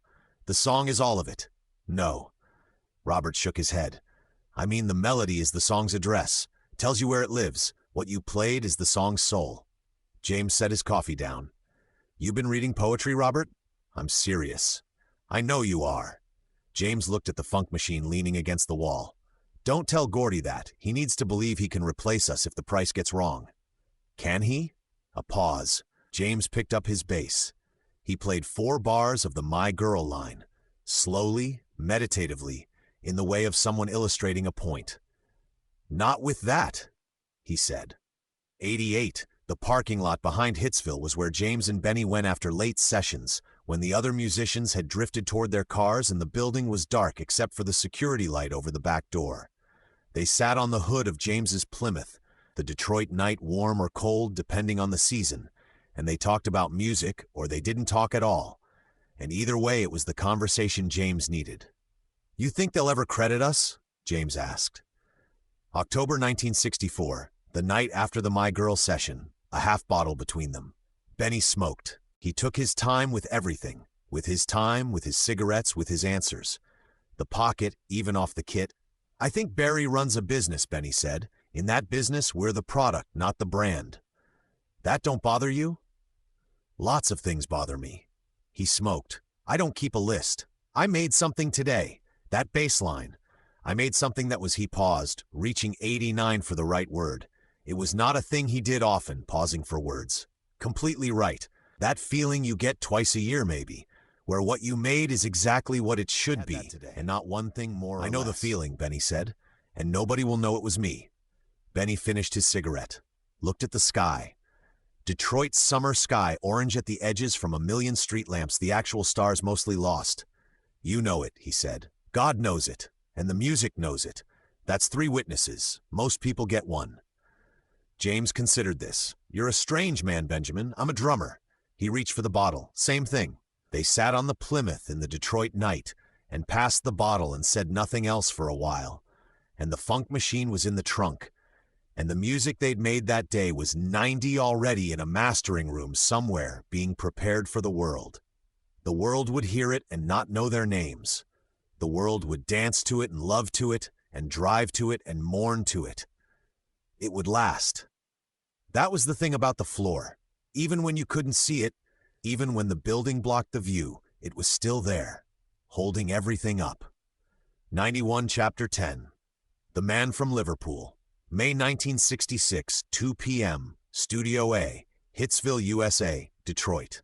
Paul McCartney came to Detroit trying to look like he hadn't. He was 23 years old and at the absolute peak of his commercial and critical life. Revolver was being mixed in London, and the world was in the process of understanding that pop music had just had its landscape altered forever, and that McCartney was one of the people holding the shovel. He was also, in private, consumed by a question that had been nagging at him for 3 years. What made the Motown records sound the way they did? He had heard them on the pirate radio stations that broadcast from ships off the English coast, the ones that would play American rhythm and blues. Because the BBC had the institutional reluctance of a very polite man confronting something he didn't understand. He had heard "Please, Mr. Postman," and then "My Girl," and then "Bernadette," and had known, with the specific certainty of a musician 92, hearing something that alters his understanding of the instrument he plays, that the answer was in the bass. Specifically, in the way the bass moved. He had spent 18 months trying to reverse engineer it. He had played the records at half speed. He had invited every session musician he knew to listen and weigh in. He had modified his own playing in the direction of what he heard on those records. More melodic, more harmonic movement, less root and fifth, more conversation. And his playing had gotten better, but the specific thing he was reaching for remained just outside his grasp. Like trying to identify a smell you know but can't name.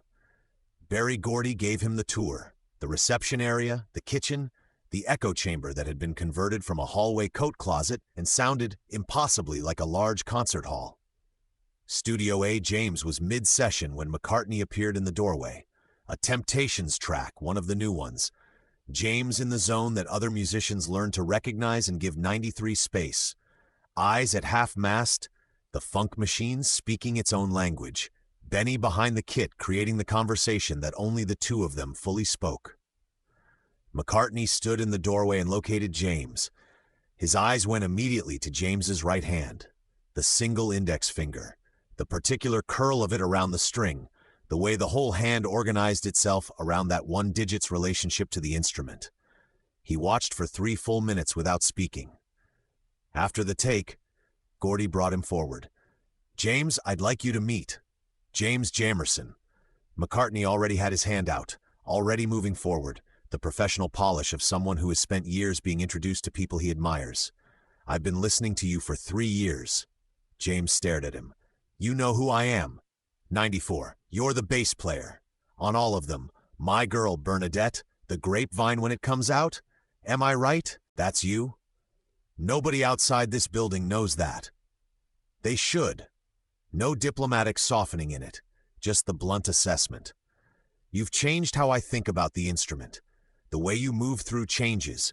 You play bass like it's a lead voice that happens to live in the low register. Like it's got something to say and says it." James was quiet for a moment. He looked at McCartney with the careful attention he gave to things before he decided what to do with them. "You play it that way too," he said. "I've heard your records." McCartney's expression shifted in the way that expressions shift when a person hears what they needed to hear from the one source they were hoping to hear it from. Not relief exactly. Recognition. "I learned it from you," he said. "Or tried to. I'm still trying." 95. How do you play? 2 fingers? Alternating. Index and middle. James held out the funk machine. "Try the hook." McCartney took the bass with a care he couldn't quite hide. He tried the single finger position, index curled, other fingers braced on the pickup cover. "The weight of it," he said. "My God, it's like playing upright on an electric." "That's the whole point," James said. "I'm playing an upright. I just happen to be holding a Fender." McCartney played a few bars, rough, not James's level, but not nothing either. He handed the funk machine back. "You should be famous for this," he said. He said it the way he might say the sky was a particular color, observationally, as a fact about the world that puzzled him. Famous the way the names on the records are famous. People should know who you are. 96. James held the funk machine. Something moved through his face. Not quite anything that had a name. That's not how it works. It should be. "A lot of things should be," James said. He plugged back into the DI. "You staying for the next take?" "I wouldn't miss it." McCartney moved to the wall. Listener's position. Not visitor, not guest, but student. He was there to learn. James counted Benny in with 2 taps of his foot. The music started again. McCartney watched James's right hand for the entire take and did not speak for a long time afterward, and flew back to London the next morning, and began, in the months that followed, to play bass differently.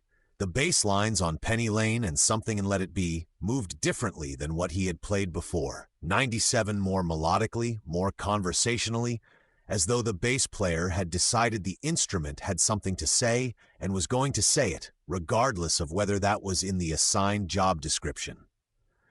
James heard it on the radio later that year and felt something complicated and did not tell anyone what he'd felt. He had learned to keep the complicated things. 98 Part 2. Bernadette, Hitsville, USA, 1966 to 1971. 99 Chapter 11. Bernadette, The Most Urgent Thing. January 1967, 10 a.m., Studio A, Hitsville, USA, Detroit.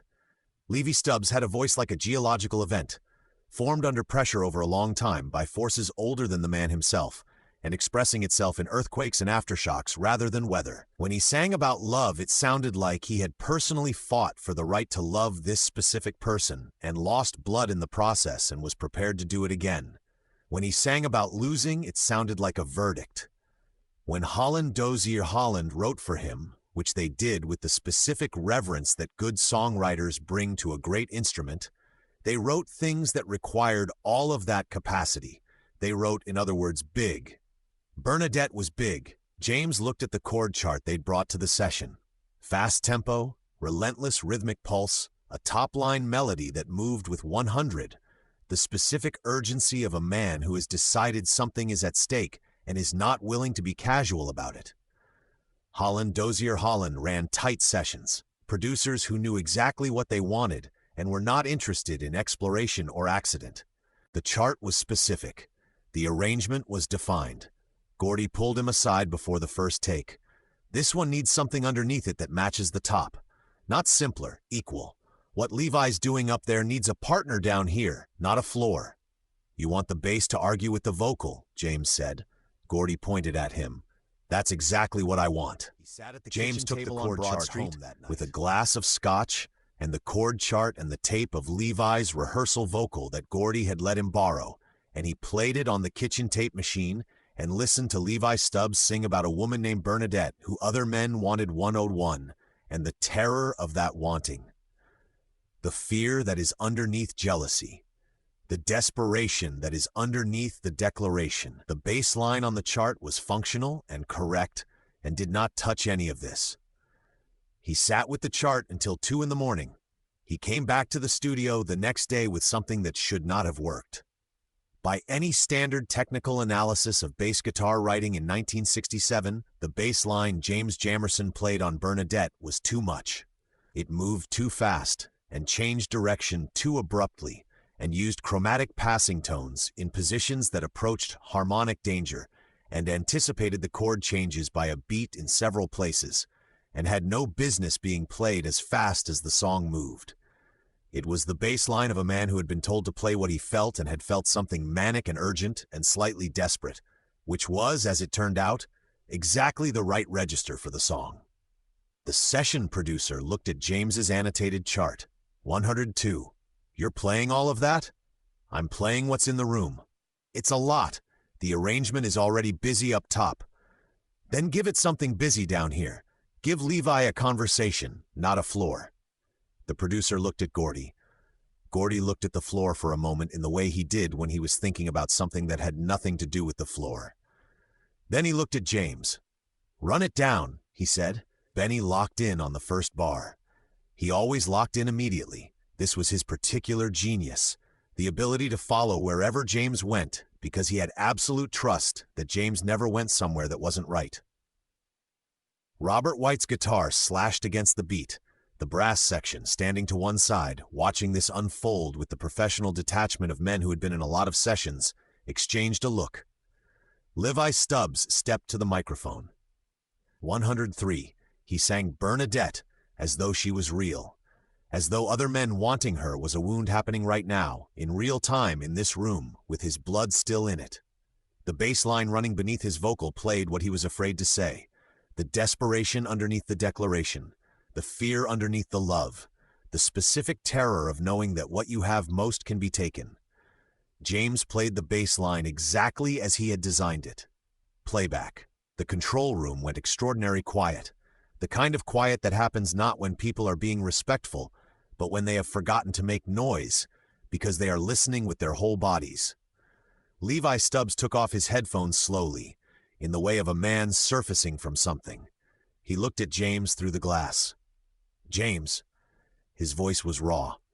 What did you just play under my voice? I played what I heard in your rehearsal take. I didn't tell you what I was feeling. You told me with your voice. The thing underneath the performance. I heard it. I just answered it." Levi was quiet for a moment.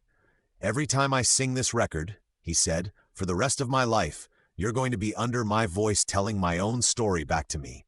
That's what the floor's for," James said. "Not just to hold things up, to say what the top can't say." He put the funk machine in its case. He was already thinking about the next session. The session that produced Bernadette was the moment James Jamerson's reputation, already substantial within the small world of Detroit session musicians and Motown insiders, crossed over into the larger world of musicians 105 who were paying attention. Not the public, not the record buyers, not the critics who were not yet looking in the right direction, but the players. In New York, Paul Chambers heard the record and called a friend and said, "I don't know who played bass on this, but it's the most advanced rhythm section work I've ever heard on a pop record." In London, McCartney heard it and sat with it for 2 hours at high volume, and then called the session for the bass track on Penny Lane, and played something he had not played before. In Los Angeles, Carol Kaye, the premier session bassist of the Wrecking Crew, a woman of formidable technical ability who played on everything from Pet Sounds to the Addams Family theme, heard Bernadette and understood that she was hearing something she did not yet know how to do. None of them knew the name. The name was not on the record. 106 Chapter 12. I Heard It Through the Grapevine, What Marvin Knew. July 1968, 9 p.m. Studio A. Hitsville, USA. Detroit. Marvin Gaye was a complicated man, in the specific way that beautiful people who have made art a lifelong negotiation are complicated. Running constantly between the self that was for public consumption and the self that was too raw for that showed itself mainly in the music when he let the music go all the way to where it was trying to go. He was 29 in the summer of 1968. He was already famous in the way that made him recognizable to strangers on the street, already celebrated in the way that it made interviewers want to talk about his childhood and his faith and his relationship with Berry Gordy, who was his father-in-law, which was a complication Gordy himself had strong feelings about. But privately, in the studio, in the space between the finished product and the person who had made it, Marvin 107 was conducting a negotiation that the public didn't see and that the people in the room saw only when he let them. I Heard It Through the Grapevine had already been recorded twice, Smokey Robinson's version with the Miracles, and a version by Gladys Knight that Gordy had shelved for almost a year before releasing it in late 1967, where it had gone to number 2 on the R&B chart, and proven in Gordy's perpetual calculus that the song was strong but not yet finished becoming what it was. Marvin had been asking to cut his own version for a year. Gordy had been skeptical. The song had been done. The song had placed. Moving on made commercial sense. Marvin was not interested in commercial sense. He was interested in the truth of the song, which was different from either previous recording and which he could hear clearly in his head as a thing that had not yet existed. Gordy relented. This was one of the things Gordy was capable of that distinguished him from most record executives of the era. He could 108 recognize when he was wrong about an artist's instinct and respond accordingly, even when it cost him something in the short term. James had been asked to be at the session by Gordy. He arrived early and sat in the corner of Studio A with the funk machine and a tape of the 2 previous versions, and listened to them with his eyes closed and his left foot tapping a pattern on the concrete that bore no obvious relationship to the beat of either recording. Marvin came in at 8:30. He nodded at James and went to the microphone without speaking to anyone. He had the specific focus of a man who has been carrying something for a long time and has finally arrived at the place where he can set it down. He sang I Heard It Through the Grapevine for the first time at the session, and the room went still in a way that rooms go still when something is being done that will not be done the same way twice. He sang it stripped of the smoothness that the previous recordings had maintained, stripped of the velvet and the production and the things that made Motown singles palatable to the 109 broadest possible audience. He sang it as though the betrayal the song described was happening to him right now, in this room, tonight. As though someone he trusted had just told him something true that he hadn't wanted to know. James, listening, did not look at the chord chart. What he found, he picked up the funk machine between Marvin's vocal and the rhythm section. In the gap that needed to be filled not with a bass line but with a second voice was something dark and churning. Minor key. Chromatic passage tones arriving from directions that were slightly wrong, slightly unexpected, creating a quality of constant unease. Not anxiety, unease. The distinction was important. Anxiety is loud and declarative. Unease is quiet and persistent and harder to shake. He played a line that moved the way a mind moves when it has learned something terrible and cannot stop turning it over, relentlessly from different angles, always returning to the same 110 place. The bass pursued the vocal rather than following it. It commented on Marvin's pain rather than supporting it, which was more uncomfortable and more honest and more right. After the take, Marvin stood at the microphone for a long time. How do you do that? Do what? Play what I'm going through. I didn't tell you what I was going through. You told me with your voice. I just answered. Marvin looked at him. A long, specific look. You know what this record's going to be? Yes, James said. Your name won't be on it. A pause. The control room was quiet beyond the glass. Gordy was in there, not speaking. Play it back, James said. You sure? 1 or 11, I want to hear what we made. The playback filled the studio. Marvin's voice and that bass line. Inseparable, definitive. The two instruments in conversation the way the ocean and the coast are in conversation, each giving shape to the other, neither complete without it. James listened with his eyes closed. He kept whatever he felt. I Heard It Through the Grapevine was released in September 1968 and went to #1 on the Billboard Hot 100, where it stayed for 7 weeks. It became, at the time of its release, the best-selling Motown single in the label's history. It was played on every radio station in America. It was played in bars and living rooms, and at parties and in cars on highways from Maine to California. It was, for a period of months in late 1968 and early 1969, inescapable, the background radiation of American life. 112, James bought a bottle of Johnnie Walker Black and went home and watched a baseball game with the sound up. He was 32 years old. He had just played on the best-selling Motown single in the label's history. He had $1,700 in his checking account and no royalties from any record he had ever played on, and no credit on any record he had ever played on. And a wife who was beginning to look at the scotch glass the way she looked at it, and 2 children who needed new shoes. He watched the baseball game. He poured the second drink. Anne came to the doorway of the kitchen, 30 years old, strong, patient in the way that deep love makes you patient when it's still working, and worried in the way that deep love makes you worried when it starts to work harder than it should. Good session?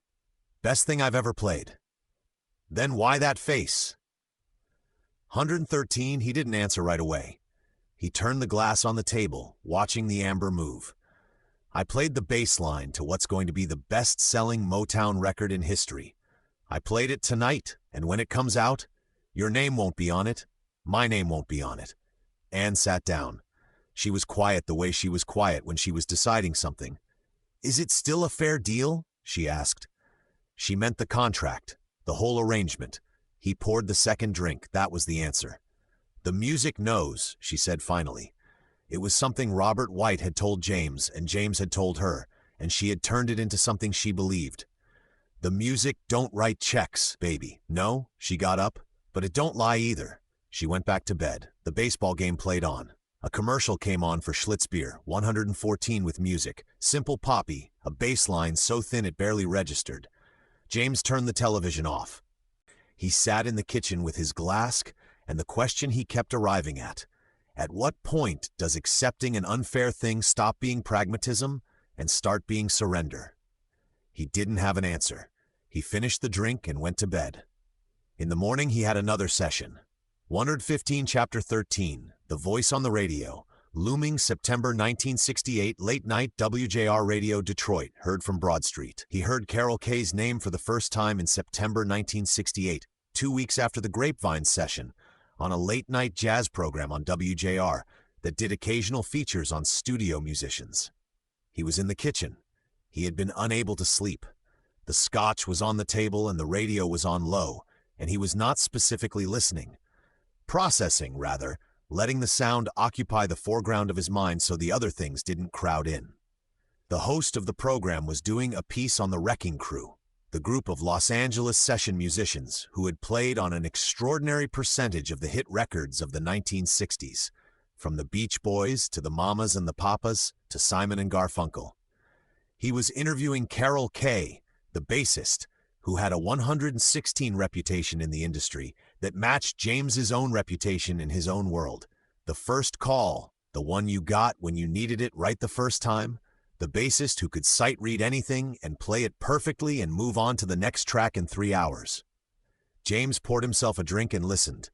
Kaye talked about her work with Phil Spector, with Brian Wilson, the technical demands of the wall of sound, her signature sound, bright, clean, precise, played with a felt pick for articulation, recorded through a mic'd amplifier for warmth. James listened. He had never heard of Carol Kaye before this moment. He respected what he was hearing, the precision of it, the clarity of her technical thinking, the obvious commitment to her craft. Then the host asked, "I understand you've also done work for Motown?" "Some," Kaye said. "When their West Coast operation needs bass work, I'm one of the people they call." 117. James's hand went still on his glass. "Some of the iconic Motown bass lines," the host began. "A lot of those were recorded here in L.A., Kaye said. The Detroit musicians had a certain style, but when Motown needed West Coast versions, I was often involved. Some of what people think of as the definitive Motown bass sound has California fingerprints on it."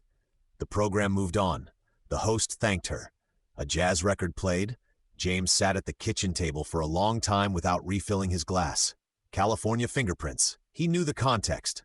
He understood that Motown had West Coast operations, that when the label needed promotional copies or alternate versions for television or regional markets, they sometimes used LA musicians to re-record rather than bring the Detroit players west. He had heard some of these re-recordings and had noted, with professional neutrality, that they were 118 technically capable and musically inert. The notes were right. The soul was elsewhere. But the public didn't know that. The record buyers didn't know that. The people who collected these records didn't know that Motown's record-keeping was so incomplete, so deliberately unmarked, that in 20 years, in 40 years, anyone who wanted to make a claim about who had played on what had the documentation in their favor, because the documentation said nothing, said nobody. The documents were blank, and a blank is not a denial. He sat with this for a while. Then he got up and went to the funk machine, which was leaning against the wall in its usual position between sessions, the position it always occupied in the rooms James lived in, as natural a piece of furniture as the kitchen table. He picked it up. He played, quietly unplugged, the bass line to Bernadette. Perfect. His. Absolutely unrepeatable by anyone else, by any process of sight reading or chart transcription. Because the thing that made it what it was could not be notated. The ghost 119 notes, the approach tones, the specific quality of the hook's attack at that tempo, the decision made in the room in real time about where to put the chromatic run that the chord chart hadn't asked for. Nobody could transcribe that. Nobody could claim it if they'd heard. If all they had was the record and the absence of a credit and their own reputation. He played another bar, then another. The kitchen absorbed the quiet sound of an unplugged bass in the small hours of the morning, and James Jamerson played his own bass lines to himself and knew they were his anew, with the specific knowledge of a man confronting a particular kind of injustice for the first time. That knowing was not the same as having it in writing. He had nothing in writing. He had never been offered anything in writing. 120, he put the funk machine back against the wall. He went to bed. He did not sleep. 121, Chapter 14. Benny Benjamin dies May 20th, 1969, 2:47 p.m. Studio A, Hitsville, USA, Detroit.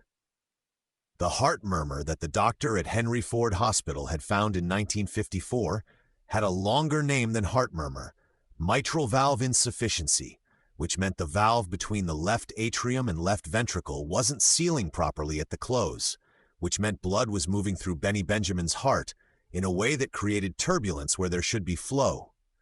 Benny had managed it with the medications he sometimes remembered to take and the adjustments he made without discussing them with anyone. Sitting down between sets more than he used to, pacing himself on the marathon sessions that Gordy's production schedule regularly generated, drinking less than he otherwise would have, though less was not none, and none was what the doctor had specified. He had told James about the murmur in 1965 in the parking lot behind Hitsville on one of their after-midnight conversations on the hood of 122 the Plymouth. He had told it the way he told most things, flat, without drama, as a piece of information that had been confirmed and filed and was being shared because James was the person he shared things with. The heart, James had said. The valve, Benny had said. Different thing. Not that different. Different enough. He lit a cigarette, the action of a man filing something away.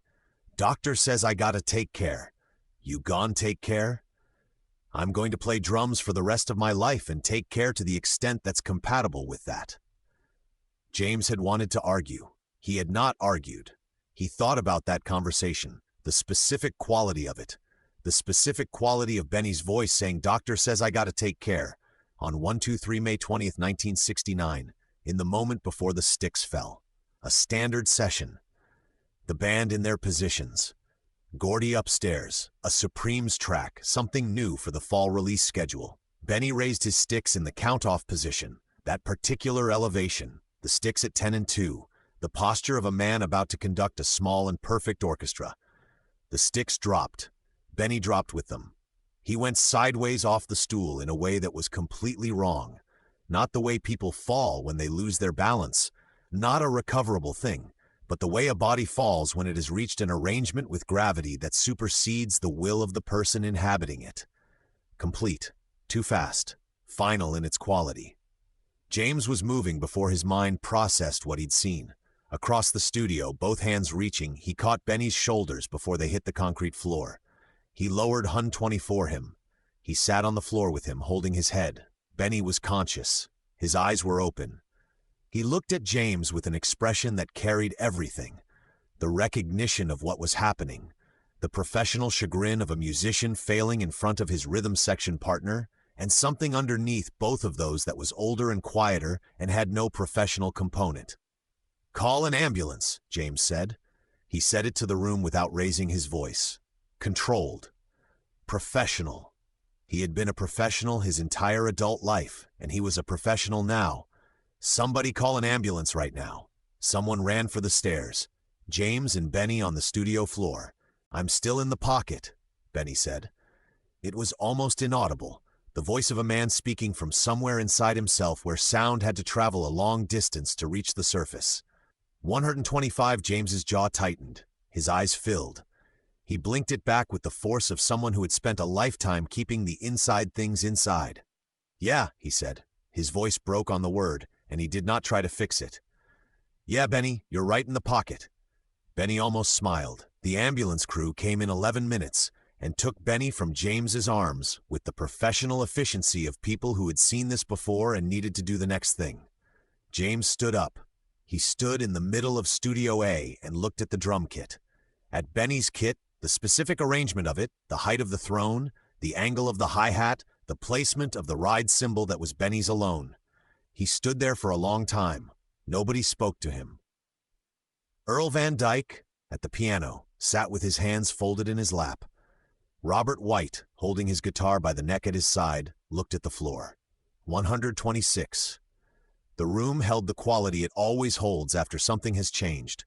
Not silence exactly, but a before and after, an awareness that the air is divided and that what's on one side will not reach the other. Benny Benjamin died at Henry Ford Hospital at 6:22 p.m. on May 20th, 1969. He was 43 years old. The cause was cardiac arrest secondary to mitral valve failure. He left behind a daughter in Cleveland whom he had supported faithfully by mail for 12 years. He left behind the drum kit in Studio A, which nobody touched for 3 weeks. He left behind his name on nothing. Not one record, not one album sleeve, Not one liner note. Nothing. James did not play for 2 weeks after Benny died. He went to the sessions. He was a professional. He honored his commitments. But he went through the motions in a way that the 127 other musicians recognized and gave space to.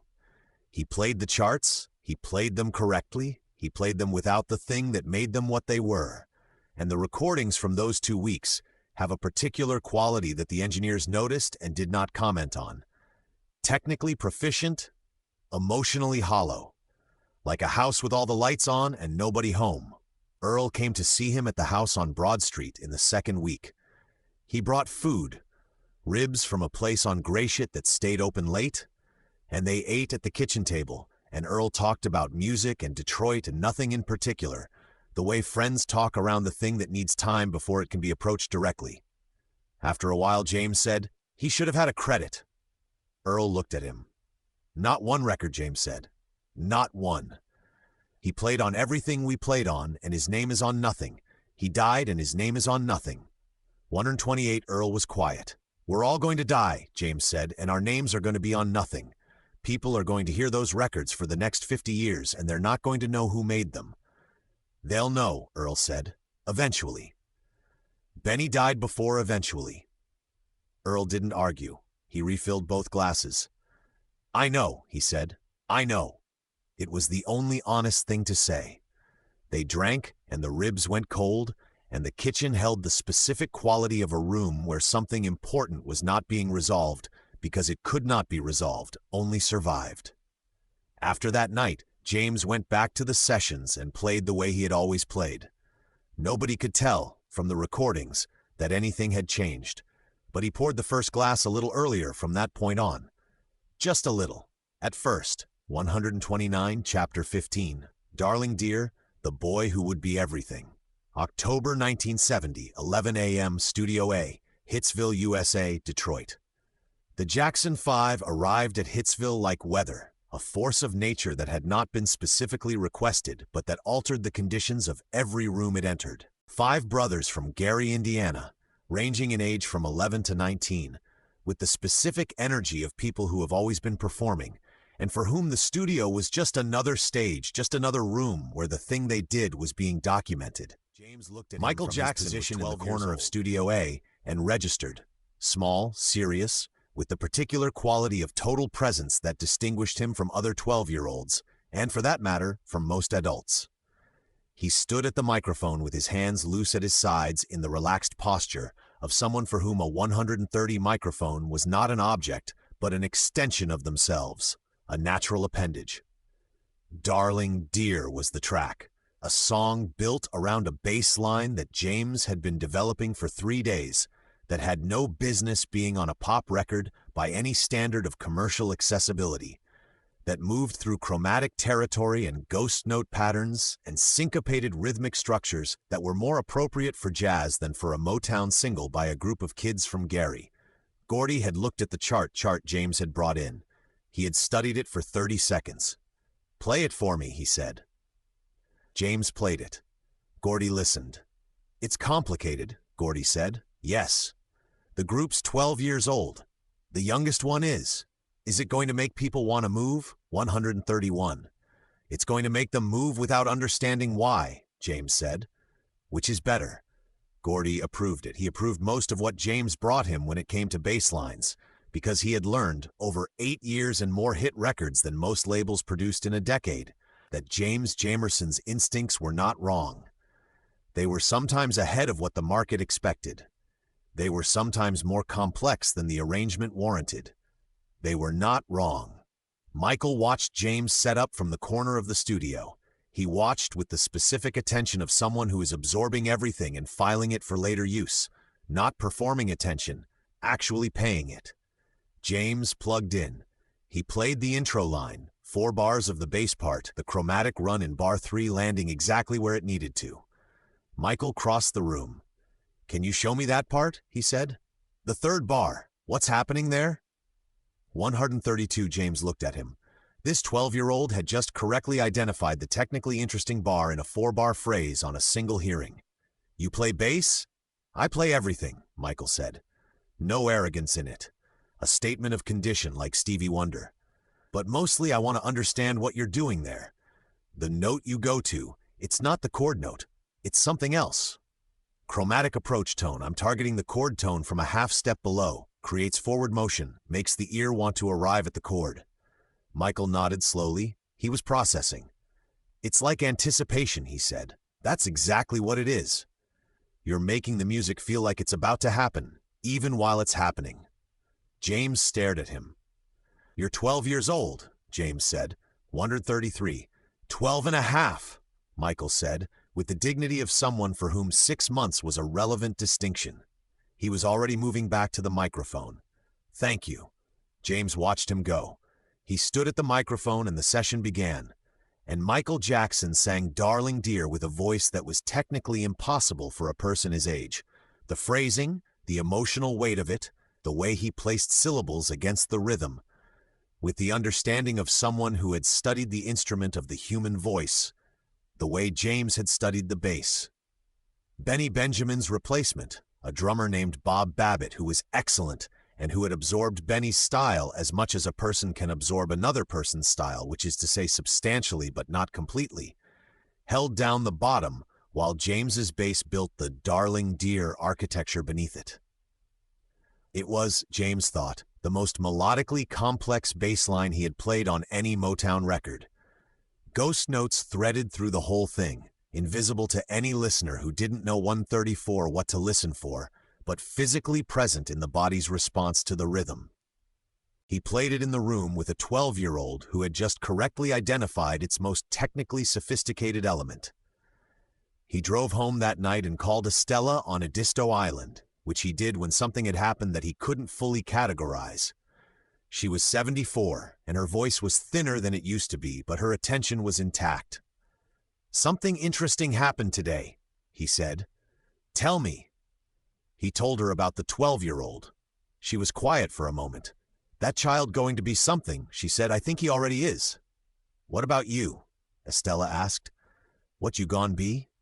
135, it was the question she always asked. He had been 47 answers short of a satisfying one his whole life. "I'm gon' be exactly this," he said, "for as long as I can be it." "Then be it all the way," she said. He said he would. He believed it when he said it. 136, Chapter 16, What's Going On? The Floor and the Ceiling, July 1970, 2 a.m., a bar on Gratiot Avenue, then Motown Studio, Detroit. Marvin Gaye had been working on What's Going On for a year and a half, and had been fighting with Berry Gordy about it for most of that time. The fight was productive in the way that creative disagreements between visionaries are productive. Each position had truth in it, and the truth was clarified by being argued against. Gordy's position was that Motown was a pop label, and that the market for a concept album about Vietnam and civil rights and the spiritual condition of Black America was uncertain, was risky, was a departure from the commercial formula that had worked. Marvin's position was that the commercial formula had been built from something, from the specific quality of music that told the truth about people's lives, and that a formula that abandoned truth in favor of safe 137 repetition was not a formula anymore, but a corpse. Gordy eventually relented. This was one of Gordy's genuine gifts, the ability to recognize when an artist's vision exceeded his own certainty about what the market wanted.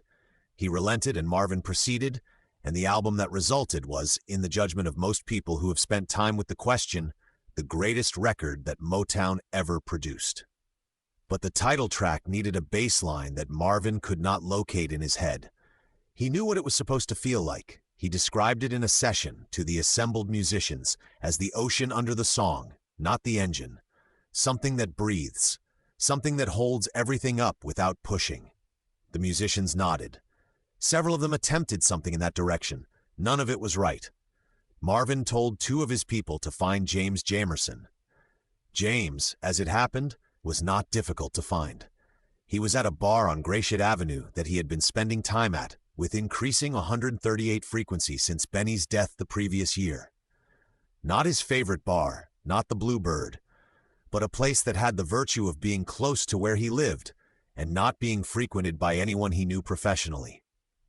He was at the far end of the bar at 2 in the morning when Marvin's men came in and found him. "Marvin needs you at the studio," one of them said. "Tonight? Right now." James looked at his glass. He had been here since 9. He was aware of his condition in the specific way of someone whose professional discipline remained intact past the point where most things remain intact. He could play. He knew he could play. But the margin between capable and not had been narrowing for the past several months, and he was honest enough to acknowledge that. "Tell him I'm not in good shape." He said, "You might say that." He said, "Come anyway." 139 James picked up the funk machine case, which was leaning against the bar where it always was, as natural a companion as a briefcase to a lawyer. He paid his tab. He went with them. Marvin met him at the studio door. He looked at James with the specific gentleness of a man who understood, from personal experience, the relationship between art and the things we drink to get through the making of it. "You okay to play?" "Play the song," James said. They went inside. The studio was skeleton crew, a few other musicians, a recording engineer, the bare minimum. Marvin at the piano, running through the melody, moving over the chord changes the way breath moves, with the quality of someone asking a question they genuinely don't know the answer to, and beneath the melody a harmonic structure that was simultaneously sophisticated and accessible, complex enough to support what Marvin needed 140 to say, and simple enough to hold the listener without requiring them to think. James stood in the doorway and listened. Something happened in him that he would not have been able to describe in technical language. A response below the level of analysis, a recognition that he was hearing something that needed a specific answer, and that he was the one who had the answer. He had carried it in his hands for 30 years. "James." Marvin, still playing. "You hear it? I hear it. What does the bass do?" James thought about what Estella had told him, about the floor the Lord stands on. "It breathes," he said. "The whole song is about trying to understand something too large to understand. The bass can't push against that, can't be a motor, can't be a machine. It breathes under it, holds it up. The way the ocean holds a boat, not pushing it, just being there." 141 Marvin stopped playing. He looked at James. "Yes," quietly. "That's exactly it." James picked up the funk machine. He tried to find the stool. There was a stool, he could see it, but his balance was unreliable and the stool shifted under him. He slid off. He sat down on the studio floor, back against the wall, the funk machine across his body, the way you hold a sleeping child. He plugged the cable into the DI box at floor level. "Play the song," he said. Marvin played the song. James Jamerson, lying flat on his back on the cold studio floor, his body saturated with scotch and grief, and the particular exhaustion of a man who has been performing professionalism through things that should have broken him, played the bass line to what's going on. What he played was the most beautiful thing he ever made. 142, it breathed. It coiled through the low frequencies with a quality of life that had nothing to do with technique and everything to do with the specific person who was playing it, at this specific moment, in this specific state. The chromatic runs implied harmonic movement without asserting it. The arpeggiated figures created the sensation of being supported by something vast without making the support feel heavy. The ghost notes, those muted, pitched but not exactly pitched percussive strikes, appeared in the spaces between the main notes, like punctuation in a long sentence, like breaths in a long speech, like the pauses in a prayer. He played it in one take. The playback filled the studio. Nobody spoke for a long time. Marvin sat at the piano with his hands in his lap. His eyes were closed. "That's the record," he said. James hadn't moved from the floor. "I know," he said. 143, a silence. The two of them alone with what they'd made. "What were you thinking about?" Marvin asked. "When you played it?" James lay on the studio floor and looked at the ceiling. "Benny," he said. Marvin didn't ask who that was.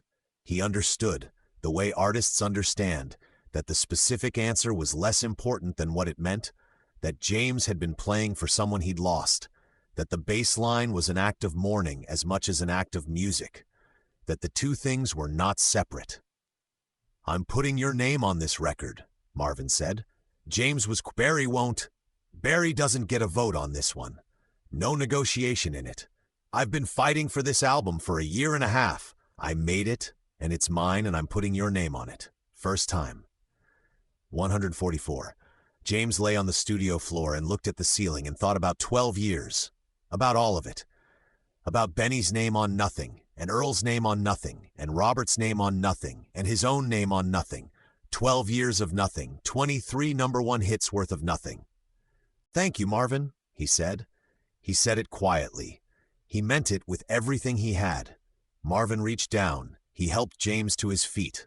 For a moment they stood in the middle of the studio, two men who had just made something extraordinary and both knew it, and looked at each other. James picked up the funk machine. He shouldered it. They went home. 145, Chapter 17, The Record Store Incomparable, January 1971, 3:30 p.m. A record store, Woodward Avenue, Detroit. The word incomparable was printed in 10-point type in the liner notes of Marvin Gaye's What's Going On, in a list of contributors that included engineers and vocalists and session players, and it appeared in the specific construction. Bass, the incomparable James Jamerson. 12 years. James stood in the record store on Woodward Avenue and held the sleeve and read the word. He read it several times, in the specific way you read something that you have been waiting to read for so long that when it finally appears you aren't sure it's real. Incomparable. Not credited, not documented, not named as a matter of record-keeping or contractual obligation. 146, incomparable. An adjective, a judgment. The kind of word you use when you want to say, beyond comparison, because there is nothing to compare it to. Like saying one of a kind, like saying the only one. It was the most generous word anyone had ever put on a record sleeve about him. It was also 12 years late and printed in 10-point type.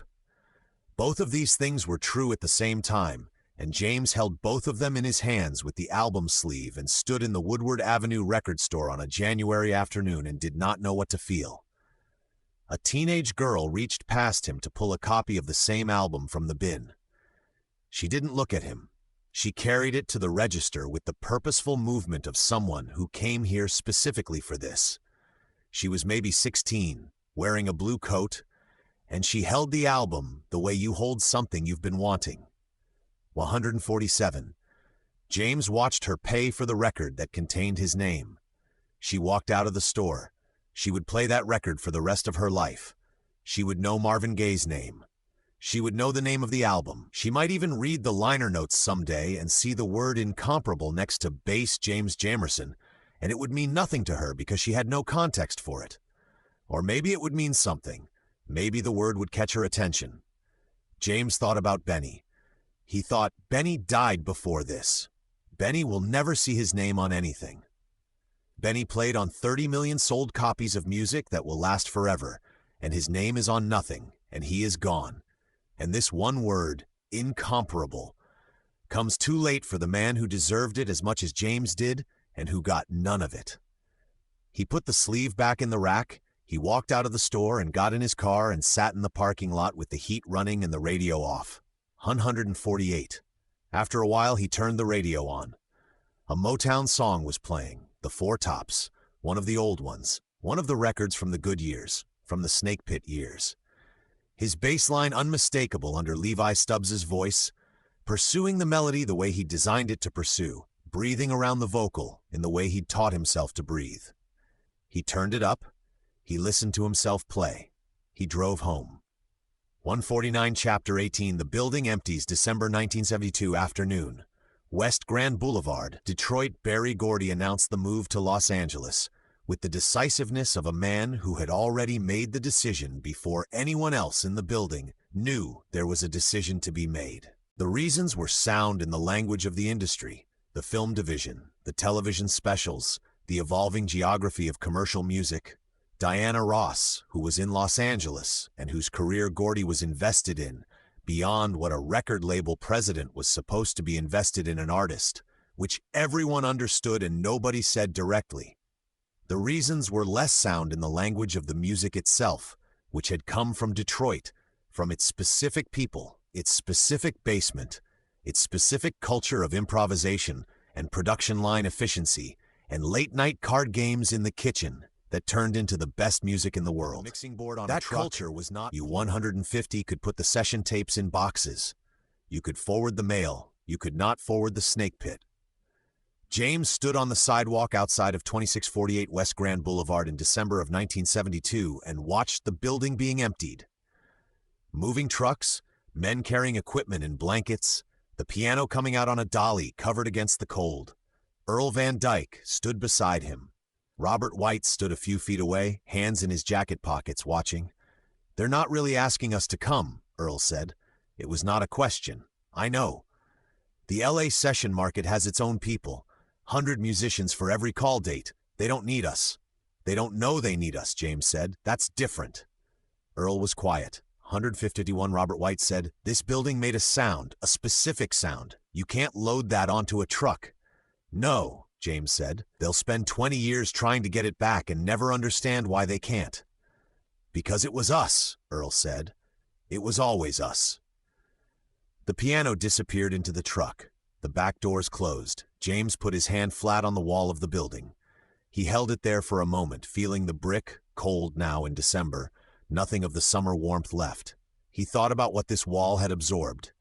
The music of all those sessions vibrating through the structure for a decade, soaking into the concrete and the brick the way music soaks into everything it touches.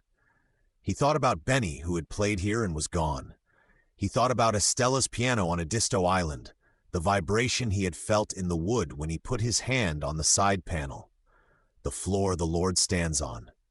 A 152. He took his hand away. "I'm going to follow them out," he said. "I know you are," Earl said. "You?" Earl looked at the building. At the sign, Hitsville, USA, still there, still clean, the white paint holding despite everything. "I'll be right behind you," Earl said. "Give me a minute." James walked to the Plymouth. He opened the trunk. The funk machine was in its case, as always, occupying its position in the car the way it had occupied its position in every room James had ever lived in. He looked at it for a moment. He closed the trunk. He drove away from Hitsville, USA for the last time. Robert White watched him go from the sidewalk. "He's going to be all right," Robert said. Earl didn't answer for a long time. "He's going to be exactly what he's always been," Earl said finally. "The question is whether where he's going has any use for that." They stood on the sidewalk, and the moving trucks pulled out, and the building stood behind them with the signs still up and the music still in the walls. Everything else was somewhere else now. 54 Part 3. The Gunk Keeps the Funk, Los Angeles, 1973 to 1983, 155, Chapter 19, The Wrong City. March 1973, morning, Los Angeles, California, the 10 freeway. Los Angeles was a different country, and James arrived in it the way immigrants arrive in different countries, carrying the old world in the body, looking for the new world through the old world's eyes, discovering that the new world has no particular interest in what you brought. He drove west on the 10 freeway with the funk machine in the back seat. Not the trunk. He'd taken to keeping it in the back seat since Benny died, needed to be able to see it. And watched the landscape change from the desert flatness of the Inland Empire into the sprawl of the city proper, everything low and spread out and lit by a quality of light that was different from Detroit's light in a way he couldn't immediately name. Flatter, less forgiving of shadow, the kind of light that made everything equally visible and equally indistinguishable. 156 Ann had come out 2 months ahead of him with the children, driven by the same logic that had always driven her decisions. Pragmatic, forward, making the best of the available situation. She had found a house in a neighborhood in Inglewood that was livable and affordable, and not what she had wanted but what was available, and she had made it into a home with the specific competence of a woman who has been making the best of available situations her entire adult life. James had driven out alone. He needed the road. He needed the transition time between what he was leaving and what he was arriving at, needed the space of 3 days of driving to let the snake pit settle into the past tense. He passed a billboard on the freeway, a Motown act, one of the new ones, a name he recognized but hadn't played a session for. Big photograph, big lettering, no musicians listed. He had been looking at versions of this billboard his entire professional life and had long since stopped expecting anything different. What was different now was the geography. This was not West Grand Boulevard, was not the world where that 157 billboard existed alongside the building where the music had been made.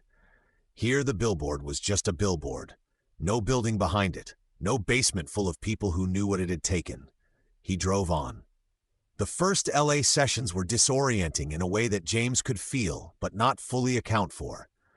Technically, they were fine. The studios were larger and better equipped than anything at Hitsville, with isolation booths and multi-track capability and mixing boards that made the Snake Pit console look like a toy.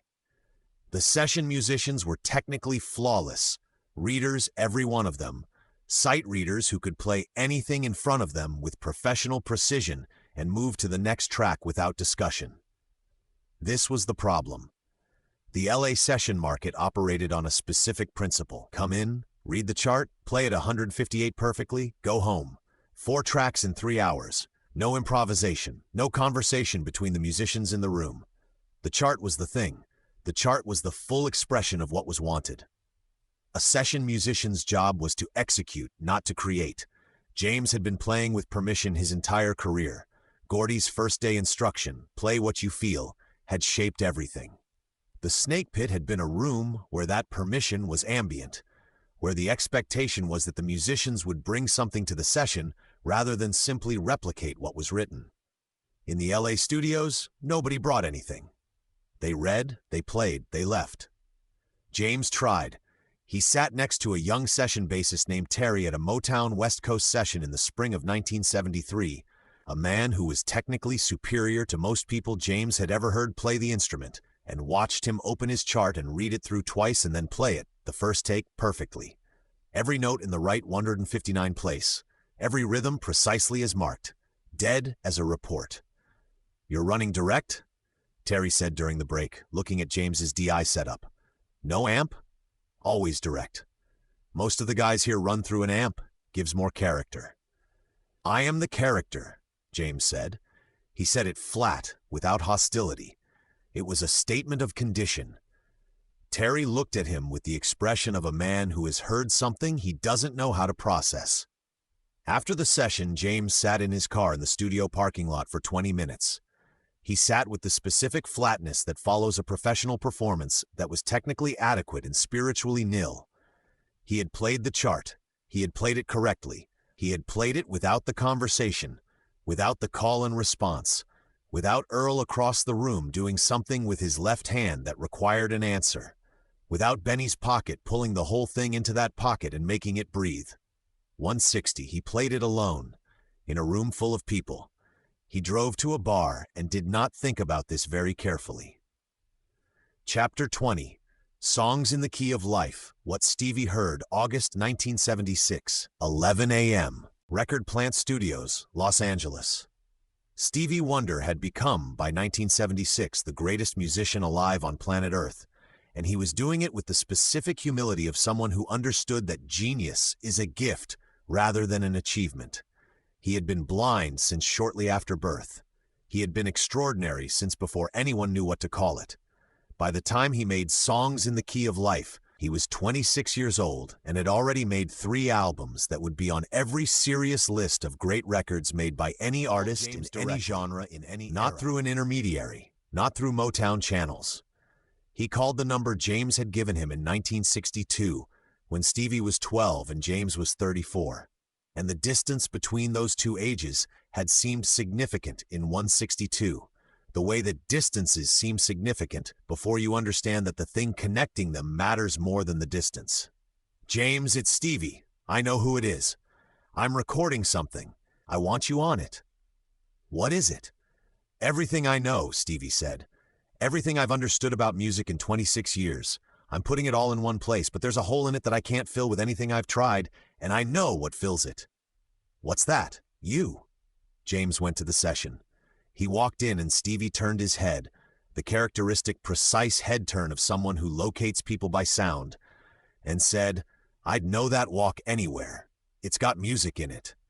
"Limp's got music in it," James said. 163, limp is music in it. Syncopation. The way you're slightly late on the left foot, that's where your pocket is, right there in your walk. James looked at him. "You know what your bass does that nobody else's does?" Stevie said. "What?" It makes room. Every other bass player I work with fills up the space. They're asserting, they're declaring, they're saying, "Here I am." Your bass makes room. The vocalist gets to breathe because of what you play around them. It's a generous thing. Most instruments aren't generous. Most musicians aren't generous. You are. James sat down with the funk machine. He was quiet for a moment. "A man named Benny Benjamin taught me that," he said. "The drums make room for the bass makes room for the melody. It all breathes together." "Who's Benny Benjamin?" 164, the greatest drummer I ever played with. He died in 1969. His name is on nothing he ever played on. Stevie was quiet. He should have had a credit. Yes. So should you. Not just one record, all of them. That's not how it worked. That's not how it should have worked, Stevie said. Different things. James looked at him, 26 years old, the most gifted musician alive, sitting across from a 50-year-old session player who had built the foundation of American popular music from a basement on West Grand Boulevard. "Play me I Wish," he said. James picked up the funk machine. He played. 165.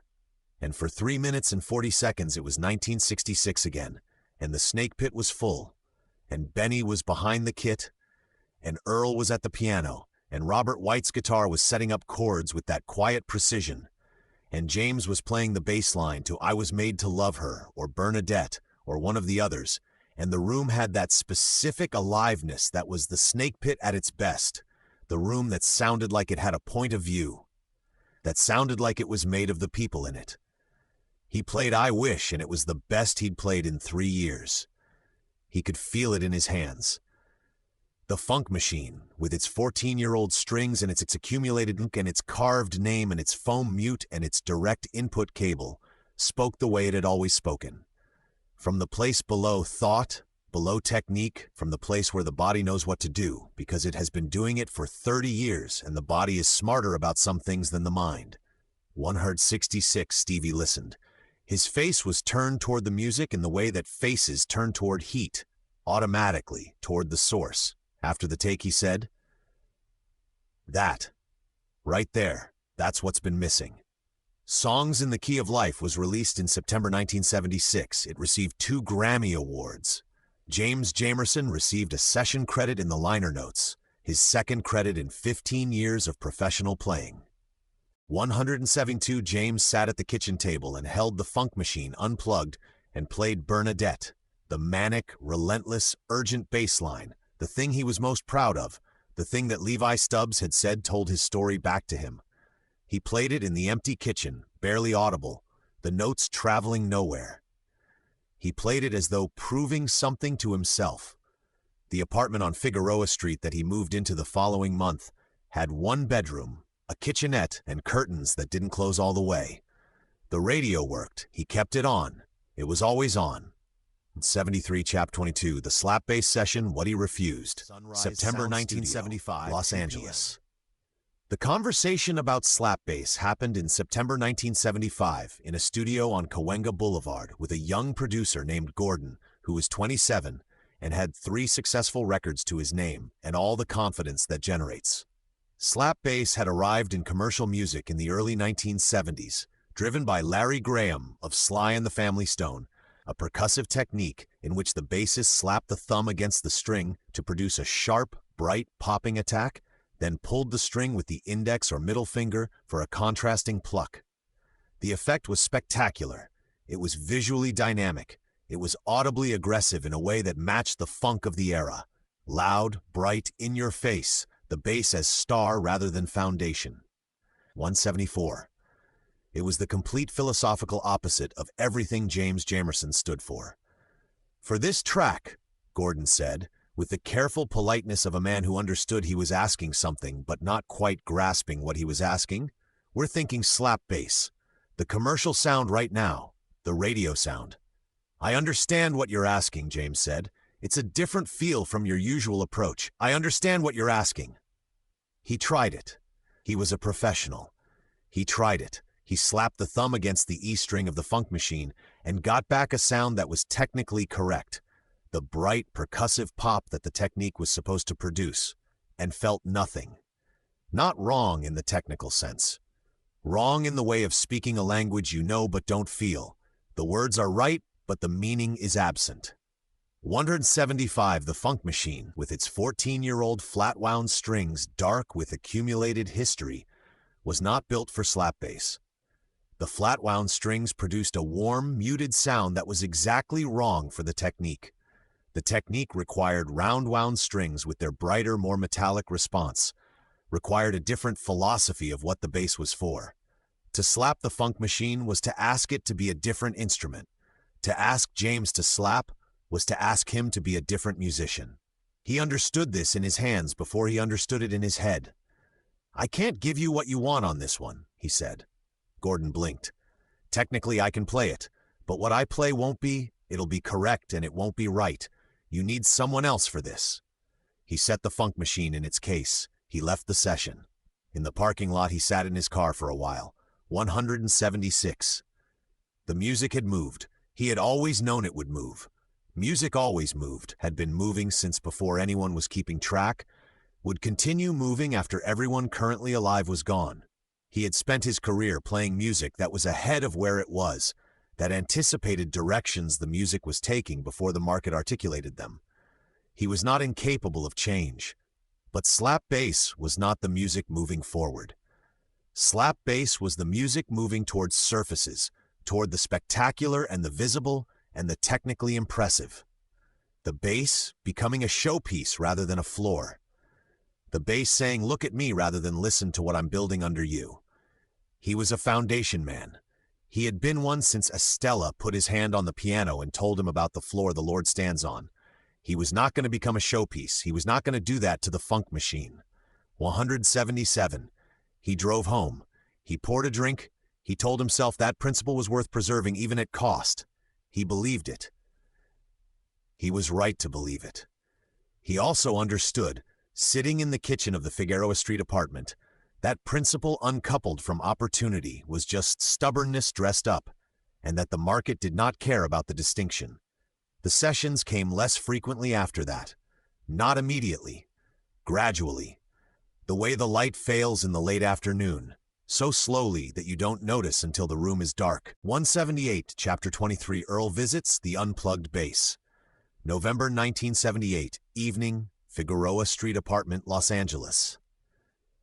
Earl Van Dyke drove to Figueroa Street on a November evening with a bag of Jamaican food from a place on Crenshaw that he knew James liked. Because Earl Van Dyke was the kind of man who brought food when he came to see someone who needed to be seen. And because he had the wisdom to understand that the food was the context for the conversation rather than the other way around. He had been in Los Angeles for 2 years. He had made his accommodations with the new reality, found session work, taught piano at a community college in Compton 2 days a week, maintained the specific equilibrium of a large man who has decided that the world is going to be what it is, and that his job is to locate the music in whatever version of the world he's currently inhabiting. The 179 he knocked.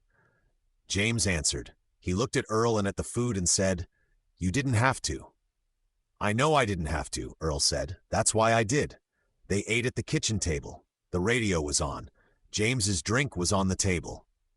The funk machine was in the corner of the kitchen, unplugged where it always was. "Bobby got a call," Earl said. Bobby was a drummer they both knew, one of the network. Film score. They need bass, not slap. Not electric funk, something warm, something with character. Bobby said your name. "Is it real work?" "Union scale, 2 days, real work. I'll think about it." "Don't think. Go." James ate. He looked at the funk machine. "You know what those strings have on them now?" Earl said. 14 years. 180. I mean the actual substance. The physical accumulation. Skin oil, sweat, the specific atmosphere of every room I've played in for 14 years. Cigarette smoke from the snake pit, the particular chemical smell of the recording console in Studio A. Probably some of Benny's coffee, if I'm being honest about how those sessions went. Earl looked at him. "You ever think about changing them?" "The dirt keeps the funk." "I know the line. I've heard you say it to every engineer who ever worked with us. I'm asking you something different. Those strings, you're keeping them because the accumulated history is in them, because the gunk is the soul. I understand that. I do. But James Earl set down his fork. He was a large man, and when he set something down deliberately, the action had weight. What about the rest of it? The grief, the drinking, the all of 181 it. Are you keeping that because the gunk keeps the funk? Or are you just not cleaning up? James looked at his drink. He reached out and picked up the funk machine, unplugged. He played the opening of My Girl, very slowly, at half speed, in the way of someone playing something reverent. Still perfect, he said. I know it is. Earl's voice was gentle in a way that a large man's voice can be gentle when he decides to be. The bass is still perfect. I'm asking about you. The notes of the bass line, barely audible, moved through the apartment. The specific warmth of the unplugged funk machine, the way it projected even without electricity, the resonance of the wood and the old strings, filled the kitchen. I'm gonna call Bobby, James said. Good. Tomorrow. 182 tonight. James set the bass down. He got up and found Bobby's number and called him. He took the session. Earl finished his food. He stayed until 10 and then drove back to his own apartment, and James sat in the kitchen after he left and held the funk machine and played it unplugged for an hour before he went to bed. It was still perfect. Earl was right about that. He went to the session the next week. He played the chart and then played what he felt around the chart.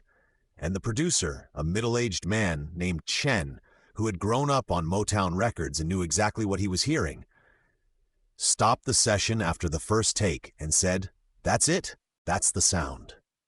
It was the first time in 18 months that someone had said that to him. He drove home along the freeway in the November dark and felt something he recognized from a long time ago. The specific satisfaction of 183 having played something right. Something that was exactly what it should be. He poured a drink smaller than usual. 184, Chapter 24. Small victories. Motown 25, the party he wasn't invited to. May 16, 1983, 8 p.m., Figueroa Street apartment, Los Angeles. NBC television. The invitation did not come. He had told himself, in the weeks before the broadcast, that he had not expected one. NBC and Motown had been promoting Motown 25 yesterday, today, and forever for months. A television special celebrating the label's 25th anniversary, featuring virtually every major artist who had ever recorded for Motown. The Supremes, The Temptations, Marvin Gaye, Smokey Robinson, The Four Tops, Stevie Wonder. The Jackson 5, with a 24-year-old Michael Jackson who is now, improbably, the most famous entertainer alive. The Funk Brothers were not mentioned in the promotional materials. Their names were not in the press releases. The invitation did not come. 185, James watched it on the television in his apartment on Figueroa Street. He had the funk machine in the corner and a drink on the end table, and the curtains doing their inadequate best against the May evening. He watched alone. There was nobody to watch it with. It was a good show. He had the professional generosity to acknowledge that. The performances were polished and nostalgic, and the artists were older now, but still themselves, still carrying the specific thing that had made them what they were. The Temptations singing My Girl, older voices, the harmonies slightly adjusted for the passage of time, still beautiful. The backing track played beneath them. James heard it immediately. The bass line was wrong. Not catastrophically wrong. Not incompetent. It was a simplified version, a cleaned-up version. A version that had been sight-read by an L.A. session musician from a transcription of what James had played in 1964. It hit the right notes, it was in the right key, it was rhythmically accurate. 186, but the approach tones were in the wrong place. The ghost notes were absent. The chromatic run in the bridge was there but not alive, placed where it belonged harmonically but not felt, not breathed. It was a map of the bass line, not the territory. James sat very still. A map of his territory. On screen, Michael Jackson stepped into the spotlight. The audience, visible at the edges of the shot, surged. What followed was 6 minutes of performance that was so completely itself, so entirely the expression of a specific human being at the peak of their specific gift, that even James, sitting alone in his apartment watching through a television in L.A., 47 and sick and missing, even James felt it. The moonwalk. He had seen Michael learning to move in that Hitsville studio in 1970. 12 years old. He had understood then that the boy was something that came along rarely and possibly once. He had been right. 187. He was glad. He was genuinely glad in the way that men can be glad for other people's success even when that success is set against their own invisibility. He was glad for Michael. He was glad for the Temptations. He was glad for Marvin, who was in London and sending word that he was doing better. He turned the television off before the closing number. He picked up the funk machine. He held it without playing. The old strings dark under his hands, the carved funk in the neck heel worn at the edges but still there, still legible. Still his. 25 years of Motown. They had built it, all of it. Every hit in that broadcast, every #1 record, every song that had played on every radio in America. Built from the basement on West Grand Boulevard by a group of people whose names were not in the promotional materials. We built it, he said aloud, to no one, to the room, to the funk machine. He set the bass against the wall. 188. He finished his drink. He did not pour another one. For the first time in a long time, he did not pour another one.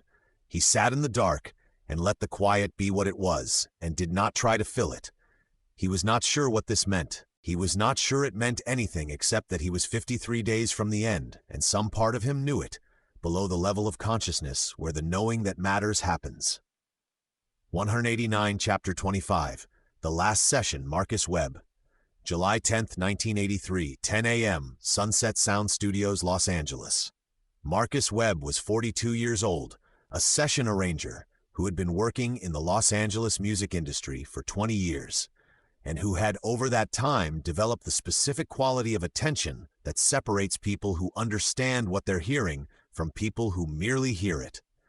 He had grown up listening to Motown records. He had transcribed bass lines as a teenager, sat with a record player and a bass guitar, and played the record at 33 RPM and played it again and worked out the notes one by one, the process taking hours for lines that had been created in real time in minutes. He had never been able to get them exactly right. Not the notes he could get. The other thing, the thing that made the lines what 190 they were, rather than transcriptions of what they were. He had been trying to book James Jamerson for a session for 6 months. James was not easy to reach in 1983. The phone was sometimes answered and sometimes not. The message was sometimes returned and sometimes not. Webb was patient. He understood that he was pursuing something specific and that specific things required specific effort. He finally got him. James arrived at Sunset Sound on a July morning in 1983. He was 47 years old and he looked older. The illness that he had not fully named to himself, that the Cedars-Sinai doctors had named with words he had not fully accepted, had taken from him some of the physical authority he had carried his whole adult life. But the funk machine was in his hands. He plugged into the DI with the ease of 30 years of doing exactly this and played a test note, and the room changed. Webb, in the control room, went still. He recognized the change.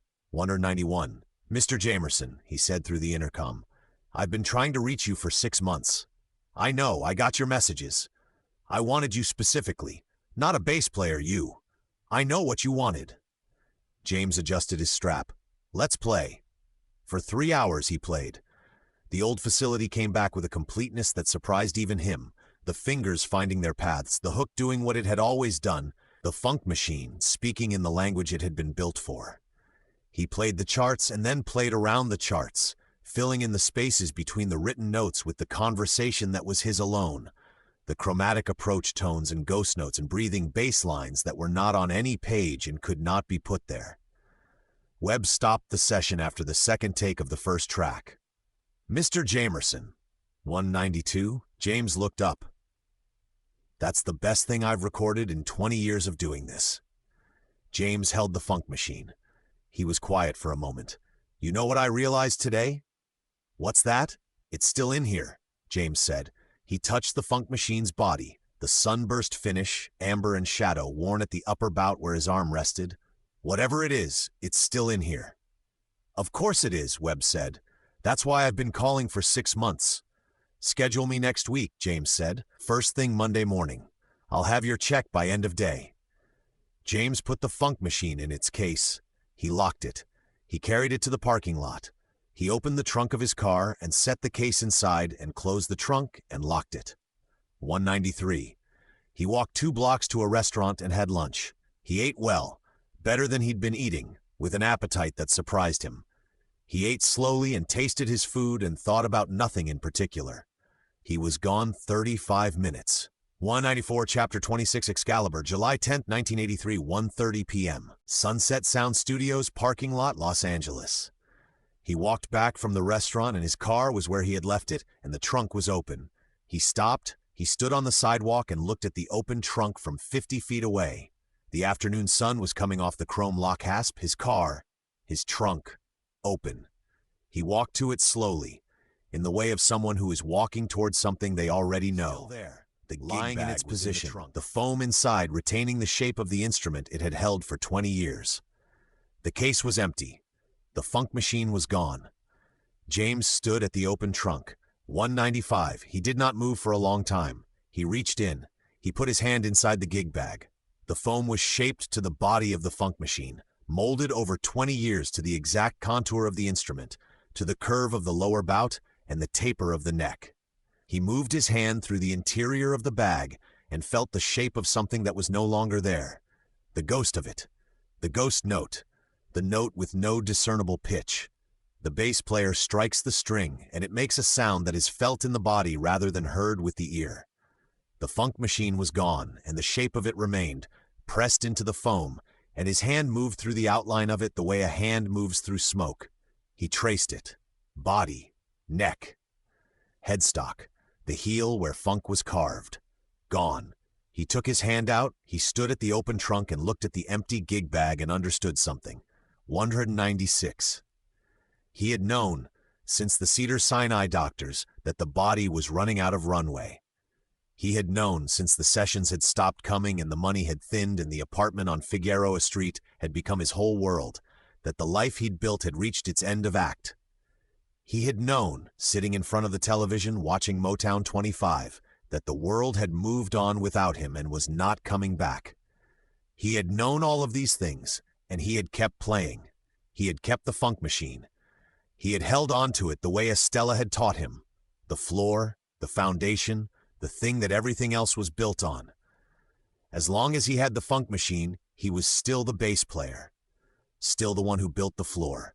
Still the man Gordy had come to 3 Tuesdays in a row to find. The funk machine was gone. Someone who had recognized it, who had known the instrument by sight, had known its value, had pulled it from the case deliberately rather than taking the whole thing, had taken it. In 97, somewhere in Los Angeles at this moment, someone was holding the funk machine, holding the carved funk in the neck heel, holding the 14-year-old strings with their 14 years of history, holding the instrument that had played on 23 Billboard #1 hits and 56 R&B #1 hits, that had played under Marvin's voice and Levi's voice and David Ruffin's voice and Michael's voice. Holding the floor. James Jamerson closed the trunk. He got in his car. He drove to the police station on Wilshire and filed a report. The officer was professional and unmoved and correct in all the procedural ways that are distinct from useful. James thanked him and walked back to his car and sat in the driver's seat and looked at the steering wheel. He drove to the Figueroa Street apartment. He went inside. He went to the kitchen. He looked at the corner where the funk machine had always been. The corner was empty. 198. He did not fill it with anything. He turned on the radio. 1999, Chapter 27, August 2nd, 1983. August 2nd, 1983, afternoon, Figueroa Street apartment, Los Angeles. The stripe of light moved across the linoleum the way it always moved in the late afternoon, slowly, with the specific indifference of a physical process that has no opinion about what it illuminates. James had been unable to eat for 3 days. The chest had the quality of something being slowly compressed from outside, a pressure without location. The doctors had named what was happening and he had not argued with the names. He had his diagnoses. He had the police report about the funk machine. He had the radio. The radio was on. He lay in the back bedroom and let the afternoon happen around him. He was not afraid. This surprised him mildly. He had expected fear, the natural protest of a living thing against ceasing, but what he felt was something closer to the quality of a long session winding down, the 200 specific release of the moment when the music is finished and the equipment comes down and the room goes quiet. not loss, completion. He thought about things. He thought about Estella's piano on Edisto Island, about the vibration in the wood when you put your hand against the side, the floor the Lord stands on. He thought about the Bluebird Inn and Walter Bailey's look of surprised recognition after that first song. He thought about Benny Benjamin on the hood of the Plymouth, saying God knows it and the music knows it. He thought about the snake pit and the kitchen at 3 in the morning and Gordy coming down the stairs clapping his hands. He thought about Marvin on the studio floor looking up at the ceiling. He thought about Stevie turning his head with that precise accuracy. He thought about McCartney holding the funk machine like something sacred. He thought about Benny, 201. He thought, I'm going to see you, old man. I'm coming to wherever you are. The thought was not grief. It was something more like looking forward. The radio moved through its programming. A commercial, a news break, the weather in Los Angeles, warm and clear, the usual. Another song. Then, Marvin's voice. What's going on? The bass line arrived.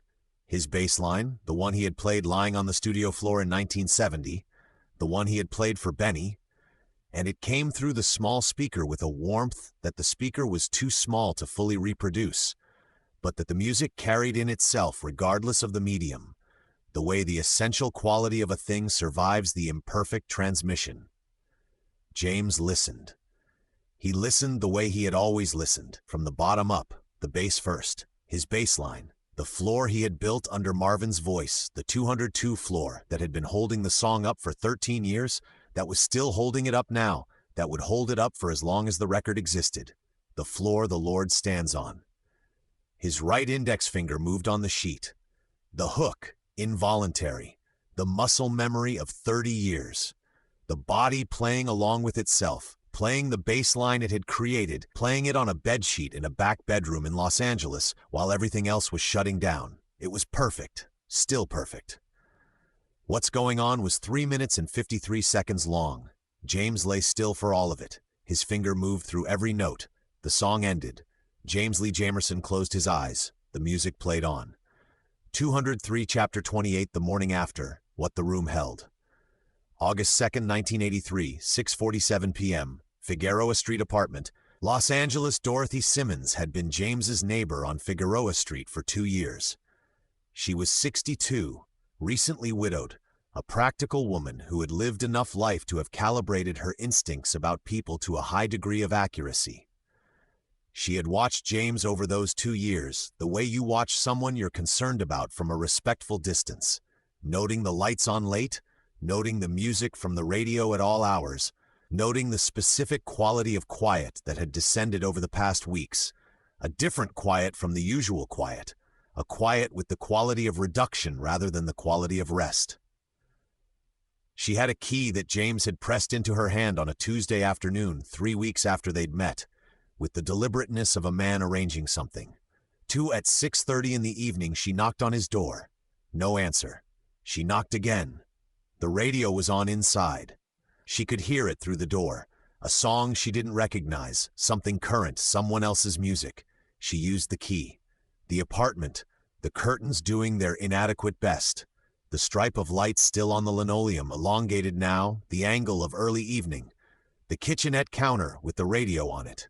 The kitchen table with the police report and the bottle. She walked to the back bedroom. She stood in the doorway. She slid down the wall of the corridor outside the door and sat on the floor with her face in her hands. She stayed there for a long time. The radio played, a different song, someone else's bass line holding up someone else's melody.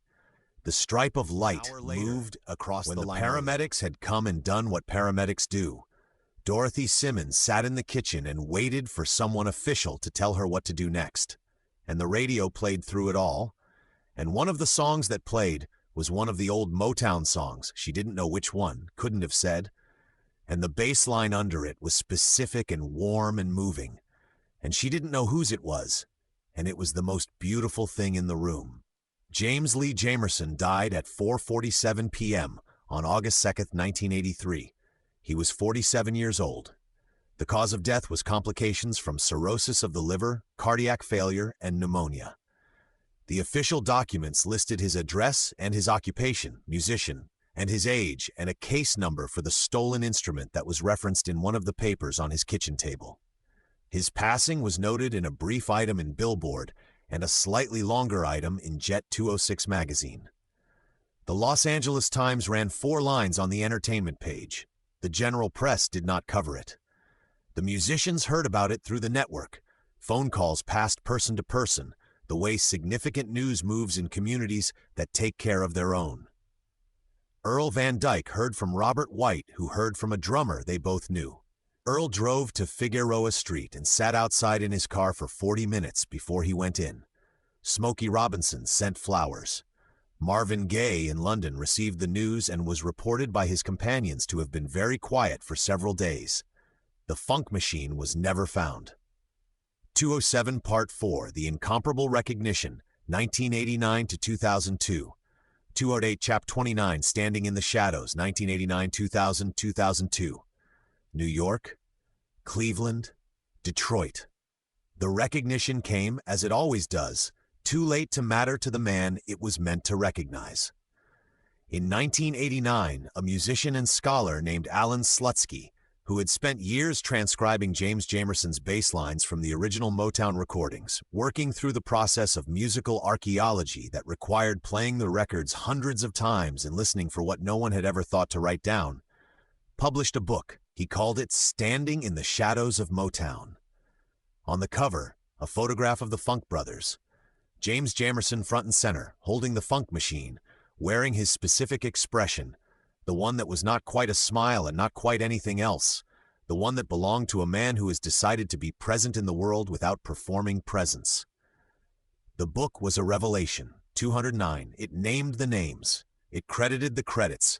It put on paper, in full, and for the first time, what had been in the music for 30 years, the story of the people who had made the Motown sound, and whose story had never been told, because the story had never been written down. And the music business of the 1960s had not understood that history requires documentation, or it becomes rumor, and rumor requires a loud voice to displace it. And the only people with loud voices were the people who had something to gain by the rumor. Musicians found the book first, as they find things first. The professional community, the people still playing, still developing, still in the process of becoming the musicians they would be.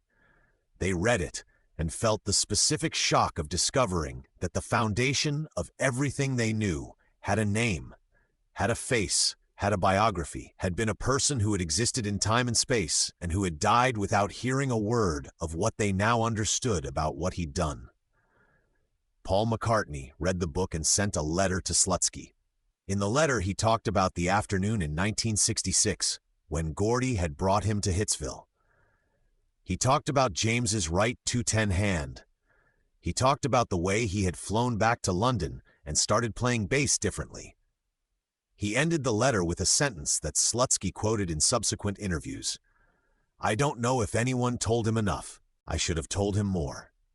A teenage bass player in Detroit named Marcus read the book the year it came out and drove past 26 and 48 West Grand Boulevard on a Saturday morning just to see the building. Just to stand on the sidewalk and look at the sign, Hitsville, USA, and understand what had been made inside. A musician in Tokyo named Kenji played the Bernadette bass line from the transcription in the book and spent 6 months learning to play it the way it was meant to be played, before concluding that there was only one person who had ever played it the way it was meant to be played, and that person was gone. In 2000, the Rock and Roll Hall of Fame in Cleveland, Ohio, inducted James Lee Jamerson as a side musician, one of the first musicians inducted in that specific category, created in 2011. Recognition of the fact that the history of American popular music could not be told honestly without acknowledging the people who had played on the records, without having their names on the records. His daughter attended the ceremony. She received the plaque. She was composed in the way of people who have been carrying something for a long time and have reached the point where the carrying is the condition rather than the burden. The audience applauded.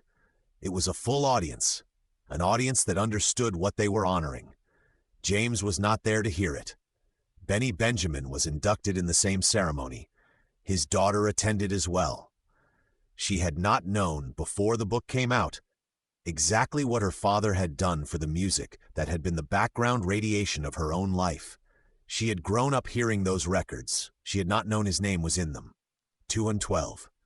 In 2002, a documentary film based on Slutsky's book was released, directed by Paul Justman. It featured the surviving Funk Brothers. Older now, some of them using canes, all of them unmistakably themselves, playing with contemporary artists at Hitsville and then on a Detroit stage. It was the first time most of the world saw their faces. The first time most of the world knew there was a most of the world and them to be separated. The film won the Grammy Award for Best Music Film. The Funk Brothers played My Girl, they played Bernadette, they played What's Going On. The audience stood for all of it. Earl Van Dyke was not there. He had died in 1992, his name finally on something, his reputation restored too late for him to spend any of it. Robert White was there, older, quieter, still playing with that economy of motion that had 213 always been his signature, filling in what was missing and only what was missing. The bass chair on the stage was occupied by a musician named Bob Babbitt, who had been one of James's replacements in the Snake Pit, and who played beautifully, and who would tell anyone who asked that the greatest bass player he had ever heard play was James Jamerson, and that nothing he played in his life had come close to what Jamerson had done in that basement. Someone placed the Funk Machine's silhouette on the screen behind the stage during What's Going On. The theater, in the dark, understood what it was looking at. 214 Chapter 30, The Floor Timeless, Hitsville, USA, West Grand Boulevard, Detroit. There is a room in a house on West Grand Boulevard in Detroit that is empty now. The instruments are gone. The mixing console is gone. The acoustic tile that was applied to some surfaces and not others has come down in places. The piano that Earl Van Dyke played is in a museum in Nashville. The drum kit that Benny Benjamin played on 23 #1 records and then died before he saw his name on any of them is not in any museum. It was dispersed, piece by piece, in the way that things disperse when there is no one to preserve them, because no one knows they matter. The room is empty, and the room holds something. Walls hold things. They hold the temperature of years of use, the specific warmth of a room that has been lived in. They hold the atmosphere, cigarette smoke and human breath 215, and the chemical smell of magnetic tape and the particular humidity of a city in August that has gotten into the concrete and stayed. And in this room, in this basement, compressed into the structure itself, the vibration of all that music having worked its way into the brick and the concrete the way music works its way into everything it touches. You can feel it if you stand there. Not metaphorically, physically. The bones of the building still carry the resonance of what was made inside them. The frequencies that matched the natural harmonics of the room, the low notes especially, the bass notes, the E string of a 1962 Fender Precision bass, played by a man with one index finger curled around it, with the specific technique he'd carried from the upright bass, from Edisto Island, from his grandmother's left hand. The floor the Lord stands on. When the Funk Brothers played on that Detroit stage in 2002, a teenager in the audience heard the bass and felt it in his chest, before he 216 heard it with his ears and turned to the person next to him and said, "What is that?"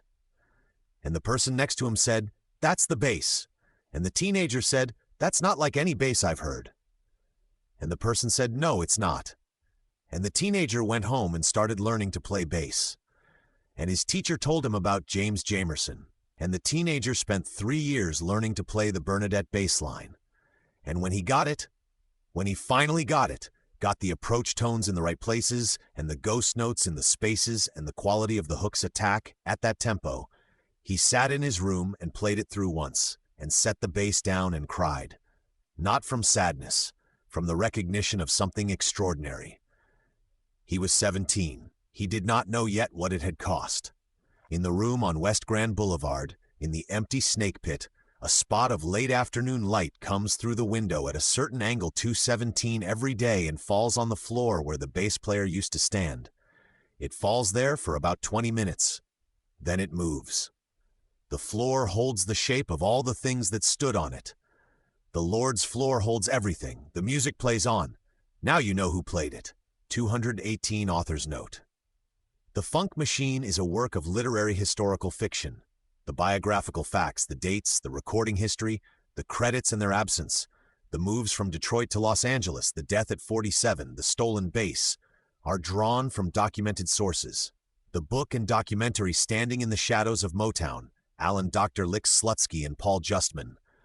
American Federation of Musicians, Local 47 Contracts. Musicological research into Jamerson's technique, and the extensive oral history that musicians who played with him have given in interviews over the decades since his death.